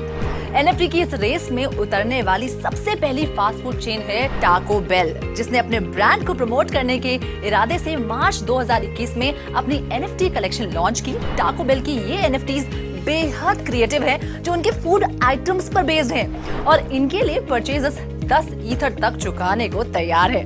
टाको बेल के ट्वीट्स के मुताबिक इन एनएफटीज की कमाई चैरिटी में लगाई जाएगी। भाई वाह, क्या बात है, very good, I am very impressed. और अब बात फास्ट फूड की दुनिया के किंग की, सरताज की, यानी कि बर्गर किंग की।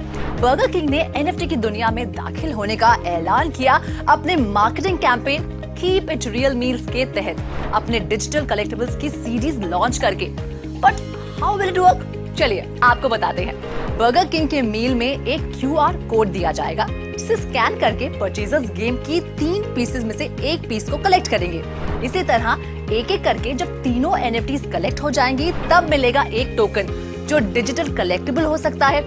बर्गर की 1 साल की फ्री सप्लाई हो सकती है, मुफ्त मुफ्त मुफ्त, या फिर कैंपेन के सेलिब्रिटी स्पोक्सपर्सन से बातचीत। Isn't it just amazing? और अब बात उस फूड चेन की जिससे जुड़ी है मेरे बचपन की यादें, मैकडॉनल्ड्स। चाइना में मैकडॉनल्ड्स ने पूरे कर लिए हैं 31 साल। ऐसे में अपनी 31वीं एनिवर्सरी पर मैकडॉनल्ड्स अपने स्टाफ और कस्टमर्स में डिस्ट्रीब्यूट करेगा 188 NFTs।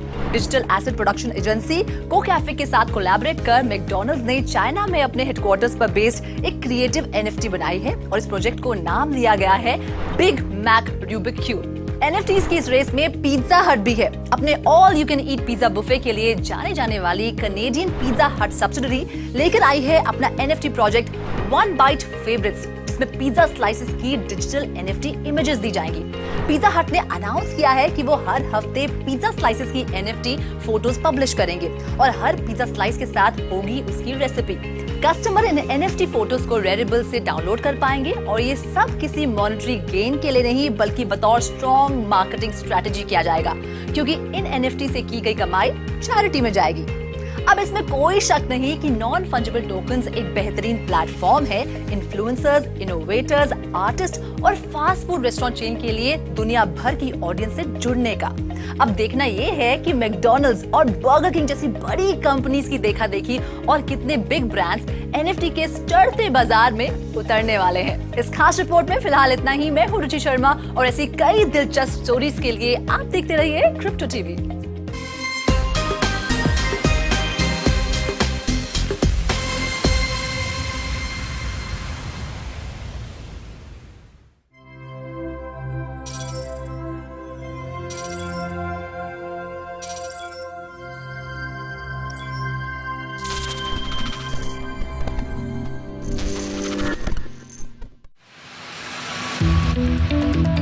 So, have you made the decision to trade in cryptocurrency and join the $3 trillion digital economy bandwagon? Though there are more than 12,000 coins, only few coins succeed and most fall by the wayside. And then each day new coins and tokens are born. New trends emerge in the rapidly growing and volatile crypto market. A single tweet or new trend can often completely turn your portfolio upside down, challenging your decision-making abilities. So, how do you know which coins are worth trading in and which are not? How do you decide when it's time to move from one coin to another? For any crypto trader, whether amateur or experienced, the time and effort required to steer the financial boat through the stormy waters of the crypto ocean can be perilous. Take heart, there is a beacon of hope for you now, CryptoWire's IC15. CryptoWire has introduced an index for cryptocurrencies, comprising 15 coins that you can include in your portfolio. IC15 is a one-stop solution of stability, reliability, and high returns. As we all know, an index helps in tracking the performance of an asset in a standardized way. IC15 is a benchmark of the crypto world with a diversified representation of overall market sentiments. A committee of domain specialists and scholars with expertise in developing traditional indices and algo trading were instrumental in creation of IC15. The IC15 benchmark has been back-tested using historical data from April 1, 2018. In the latest quarter, the index constituents include Bitcoin, Ethereum, Binance Coin, Solana, Cardano, Ripple's XRP, Polkadot, Avalanche, Dogecoin, Terra, Litecoin, Uniswap, Chainlink, Bitcoin Cash, and Shiba Inu. The weight of each coin in the index is decided by their market capitalization. This means that the rebalancing procedure is carried out automatically, and a coin's share in the index is redistributed. The index is rebalanced every quarter and works along with the market trend, ensuring performing coins remain, while non-performers are eliminated. In short, like the Sensex and Nifty, indices are indicators of the health of the Indian stock market. IC15 is the pulse of the global cryptocurrency market. We believe the IC15 index is a tool that every cryptocurrency holder needs. A tool which will help you to keep your emotions in check and script a trading plan to nimbly move around the maze of the crypto universe. The index and its constituents will shepherd you through the dark alleys and help you realize your dreams. IC15, powering crypto knowledge.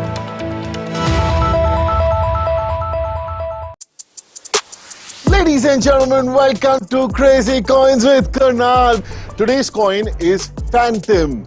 It is the talk of the town. It's going ballistic on social media. It is changing the way people are exchanging money because it solves the ledger distribution problem. Highlight is it has given a crazy 12,000% in 1 year. 1,000% is 10x, 10,000% is 100x. You have 12,000 bucks today. It is the Ethereum killer. If Ethereum is one decentralized network, FTM is a network of decentralized network. That's crazy. It's undervalued than any of Ethereum's killers, which means Ethereum valued at $335 billion. FTM is only $7.5 billion. So now the real question is, will it kill its Ethereum killers? And only time will tell. Until then, stay tuned for next week till I bring you more Crazy Coins with Karnal.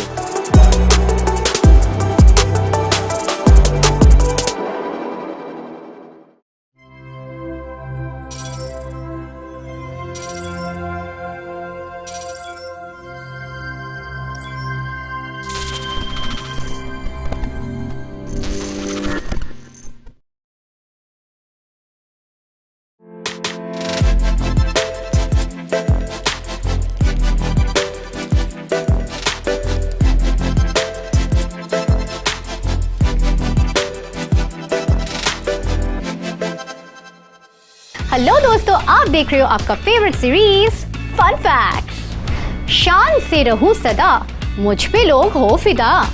सोने का महल मिले, बरसने लगे हीरे मोती। जो भी चाहूं वो मैं पाऊं, जिंदगी में जीत जाऊं। बस इतना सा ख्वाब है। वैसे मेरा तो सिर्फ एक ही ख्वाब है कि मेरे सारे ख्वाब एक झटके में पूरे हो जाए। लेकिन आपका और मेरे ख्वाबों का तो पता नहीं, लेकिन एक महाशय है जिनके सारे ख्वाब एक झटके में पूरे हो चुके हैं। Introducing Smith, mister Smith. तो आज के इस फन फैक्ट्स के एपिसोड में मैं आपको ऐसे इंसान की कहानी सुनाने वाली हूँ जिनकी लाइफ आपको हमेशा इस गाने का याद जरूर दिलाएगा। देने वाला जब भी देता, देता छप्पड़ फाड़ के। इन महाशय के लग्जूरियस लाइफस्टाइल, डिजाइनर क्लोथ्स और वर्ल्ड क्लास ट्रैवल को देखकर बड़े बड़े रॉयल्स भी जेलस फील करेंगे। इनकी शानदार लाइफस्टाइल का अंदाजा आप इसी बात से लगा सकते हैं कि जब इन जनाब को घूमने का मन करता है तो ये एक ही महीने में Singapore, New York, Las Vegas, Monaco, Moscow, Zurich और हांगकांग तक घूम आते हैं। 2010 में फोर्ब्स मैगजीन ने मिस्टर स्मिथ का एक ऐसा इंटरव्यू पब्लिश किया जिससे पूरी दुनिया को मिस्टर स्मिथ की अमेजिंग सक्सेस स्टोरी का पता चला। फोर्ब्स को दिए अपने इंटरव्यू में मिस्टर स्मिथ ने कहा कि 2008 में कॉलेज कंप्लीट करने के बाद सिलिकॉन वैली में एक लार्ज टेक्नोलॉजी कंपनी में एज अ सॉफ्टवेयर इंजीनियर वो काम करते थे। जुलाई 2010 में अपने एक फ्रेंड के थ्रू मिस्टर स्मिथ को बिटकॉइन के बारे में पता चला और बिटकॉइन में पहले 5 दिनों के अंदर जो सडन ग्रोथ हुआ, उस खबर ने उनका अटेंशन ग्रैब किया। हालांकि इसके बाद भी उन्होंने अक्टूबर तक और फाइनली अक्टूबर में अपनी डिसेंट सी सैलरी में से $3,000 में कुछ 20,000 बिटकॉइंस उन्होंने परचेज किया। उन दिनों सिलिकॉन वैली में भी बिटकॉइन से किसी तरीके का रिटर्न्स एक्सपेक्ट करना जैसे जागते हुए सपना देखना जैसा था। मिस्टर स्मिथ को भी यही पता चला कि शॉर्ट टर्म में बिटकॉइन से कुछ भी रिटर्न नहीं मिलने वाला और इसीलिए उन्होंने एक डेड इन्वेस्टमेंट की तरह बिटकॉइन पे इन्वेस्ट करके छोड़ दिया। मिस्टर स्मिथ हर 3-4 महीने में एक बार ऐसे ही बिटकॉइंस मार्केट चेक कर लेते थे, लेकिन 2013 में all of a sudden bitcoins का भाव अचानक से बढ़ गया और ये बात मेन स्ट्रीम न्यूज में भी आने लगी। मिस्टर स्मिथ की माने तो वो पूरी तरीके से उनका इन्वेस्टमेंट हर दिन 10% और कभी-कभी तो उससे भी ज्यादा ग्रो करने लगा। जब बिटकॉइन की प्राइस $350 तक पहुंची तो उन्होंने अपने पहले 2000 कॉइन्स सेल कर दिए। फिर कुछ ही दिनों के बाद बिटकॉइन का प्राइस हिट करते करते $850 तक पहुंच गई और उन्होंने और 2000 कॉइन्स सेल कर दिए और इस तरह ऑल ऑफ अ सडन उनके पास $2.5 मिलियन आ गए। ओह माय गॉड, इतना सारा पैसा, मैं तो गिनते गिनते थक जाऊंगी। तो सोचिए जरा, एक नॉर्मल आदमी जो अब तक नॉर्मल जॉब करके नॉर्मल सी लाइफ जी रहा था अचानक से मिलियनेयर बन जाता है। सुनने में तो ऐसा लगता है कि जैसे कोई फैंटेसी मूवी चल रही है ना? लेकिन फ्रेंड्स ट्रस्ट मी, ये सच है। और फिर क्या, मिस्टर स्मिथ बन गए जेंटलमैन और उन्होंने अपनी जॉब क्विट कर दी और निकल पड़े दुनिया घूमने। वो दुनिया घूमते रहे और उनका इन्वेस्टमेंट ऑटोमेटिकली बढ़ता रहा। जब फोर्ब्स ने उनका इंटरव्यू पब्लिश किया तब उनके पास 25 मिलियन यूएस डॉलर्स अपने बैंक अकाउंट में थे और 1000 बिटकॉइंस अपने वॉलेट में। सोचिए, ओ भाई मैंने क्यों नहीं किया ऐसे इन्वेस्टमेंट, मारो मुझे, मारो मुझे। तो भैया लक हो तो ऐसा, ना हींग लगी ना फिटकारी, फिर भी रंग आया एकदम कड़क। मिस्टर स्मिथ की ये मजेदार लक बाय चांस की कहानी सुन के मुझे तो सिर्फ एक गाना याद आ रहा है। इलॉन मस्क को भी दिया है, मिस्टर स्मिथ को भी दिया है, मुझको भी तो लिफ्ट करा दे, थोड़ी सी तो लिफ्ट करा दे। ऐसे अतरंगी पागलपंती वाले स्टोरीज को देखने के लिए देखते रहिए आपका फेवरेट शो फन फैक्ट। मैं हूँ आपकी प्रोफेसर ऑफ फन विनी और मेरे साथ इस मजेदार जर्नी में रहने के लिए देखते रहिए आपका फेवरेट चैनल क्रिप्टो टीवी और लाइक, शेयर, सब्सक्राइब और कमेंट करना बिल्कुल मत भूलिए।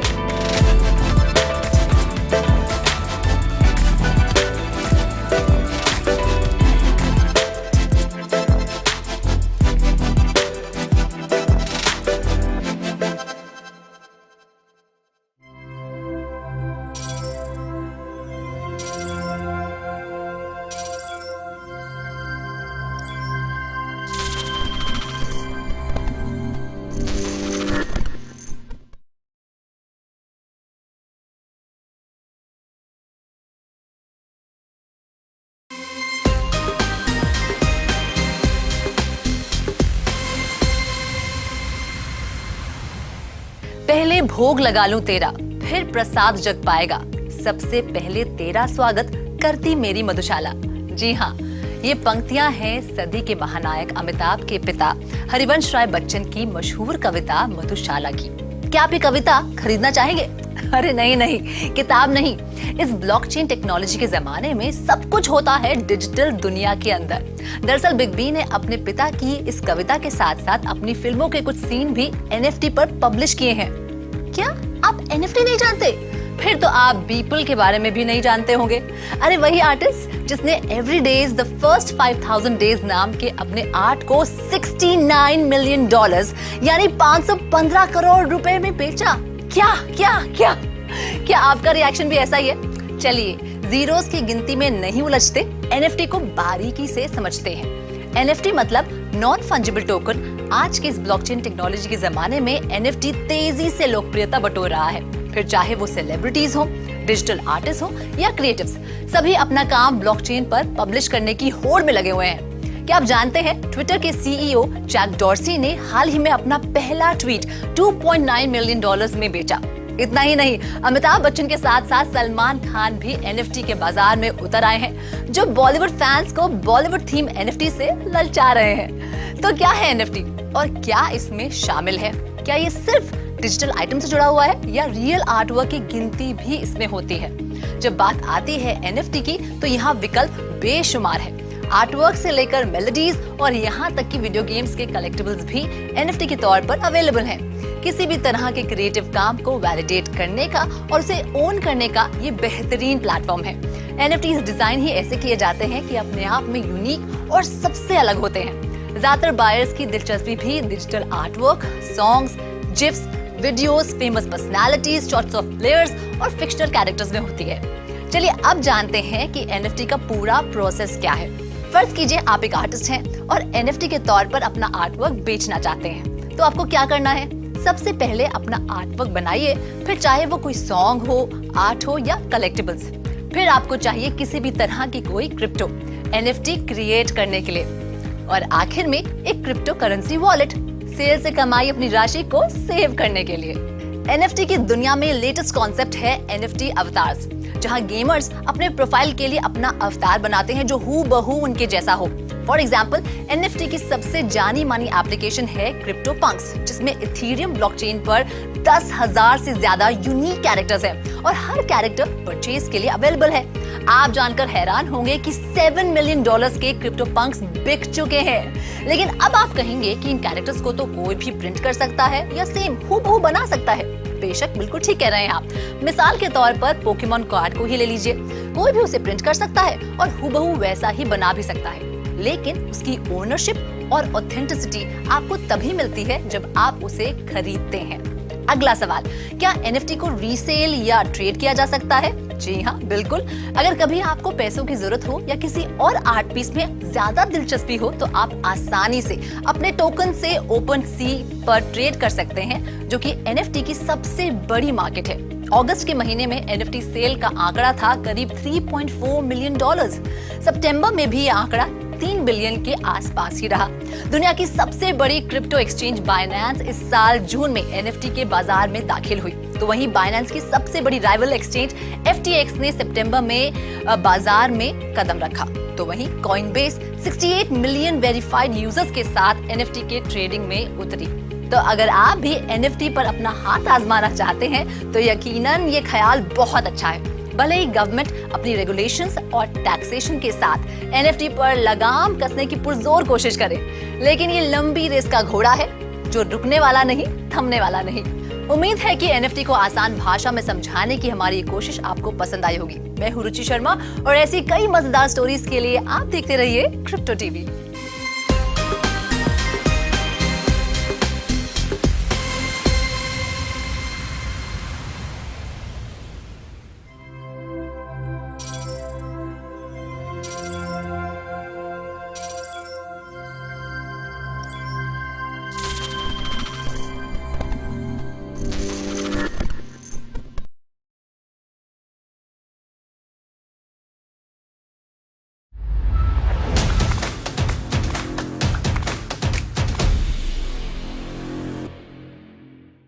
Welcome dear friends, welcome to the platform of Crypto TV, an unique initiative, first of its kinds in India as well as in the globe, to disseminate information regarding cryptocurrency, cryptocurrency platform, cryptography and crypto community as a whole. This is Abhijit Hajra. I am a technology leader working on deep tech initiatives, as well as I am an entrepreneur working on next gen technology, including next gen cybersecurity, next gen cryptography and artificial intelligence. So, I will today describe you about a new innovation, about a story on cryptography and cybersecurity that is totally Make in India initiatives made by Indians, and we will offer to the people, to the community, to the industry throughout the globe. So, I will just describe the story through few slides. So, when we talk about cyber security in any industry, be it in a crypto, be it in banking and financial sector, be it in other industrial applications, there are a lot of limitations in today's world of cyber security, because the digital penetration and digital spread is increasing day by day, and people are increasing digital technology and accessing digital technology in through their mobile devices, throughout their handheld devices. So, the mobile penetration in terms of digital technology are increasing. So, the old methods of securing devices, securing communication channels, securing networks are getting obsolete day by day, and this is happening very faster. COVID has basically disrupted the digital penetration in last almost 2 years. Whatever digital penetration and transformation happened, that was not happened in the last few decades. So, that cyber security and the cryptographic methods should adapt with that curve, and we have brought the new technology which will transform, which will disrupt the security market. So, we will talk about whatever the areas of cyber prevention and cyber security is today's world. We can talk about the data privacy and security, we can talk about the data theft and leakage, we can talk about the careless insider breach of information, we can talk about the confidentiality of data and information, then we can talk about the data protection, we can talk about the phishing attacks, we can talk about the regulatory compliance and different malwares and spams that basically create problem in the security arena. So, what we have done, we have identified those security threats and the area where there is a lacking in the cyber security space and in the security space. There are traditional available solutions, so I would not go into details about it, the traditional solutions and what are their limitations of those traditional solutions, so all we know about that in a brief, and what are the problems that has been caused by lack of training and lack of information, those who are ensuring that the cyber security and compliance should be adhered. Now, we have how we have came up with this new technology, and what about our new technology? Our new technology is based out of new encryption standards, new methods on encryptions. So, our core team consisting of some mathematicians, their core mathematicians working on some new mathematical formulas came up with some one-way mathematical functions. So, traditionally the cryptography, the encryption that we use today, be it in blockchain, be it in cryptocurrency, be it in banking applications, be in mobile security, whatever encryption we are using today is based out of mathematical applications called modular arithmetic. But we have come up with a new innovations based on one-way mathematical functions that our scientists had came up with, and we have patented the technology. Though we have 50 odd processes on that technology, we have right now we have patented 5 processes that will give us more industrial applications of those technologies. So, once our core mathematicians have came up with a new methods of mathematical functions, one-way mathematical functions, we have converted those into software technology based on new encryption standards. So, what does it mean by those new encryption standards and where we can apply those new encryption standards, we will discuss about them. So, our solutions that we are talking about, new innovation on cryptography is based out of one-way mathematical functions, and those technologies are giving solutions through security and that through hybrid key encryption. I will come across that what does it mean by hybrid key encryption, and we will talk about our solutions can be applied to universal identifiers, multi-tier encryption and decryption, and encryption on demand, any data, anywhere, anytime, anyone. That is very much important, because today we are living in a mobile era. We are there anywhere, we are there anytime. So, we are mobile, we are fragile, we are connected through multiple devices. COVID has taught us that we have to work from home sometimes. So, location independent we have to be. So, that anywhere, anytime, any place encryption is needed in today's arena, and our technology can provide you that. So, what does our technology mean and how it can be applied? So, traditionally till now we are borrowing standard encryption technology from the West, from US, that we talk about Rsa encryption standards, we talk about AES encryption standards, we talk about ECC encryption standards. ECC is mostly used in blockchain technology, RSA is used in banking, financial, lot of applications, AES is getting used higher order bin encryption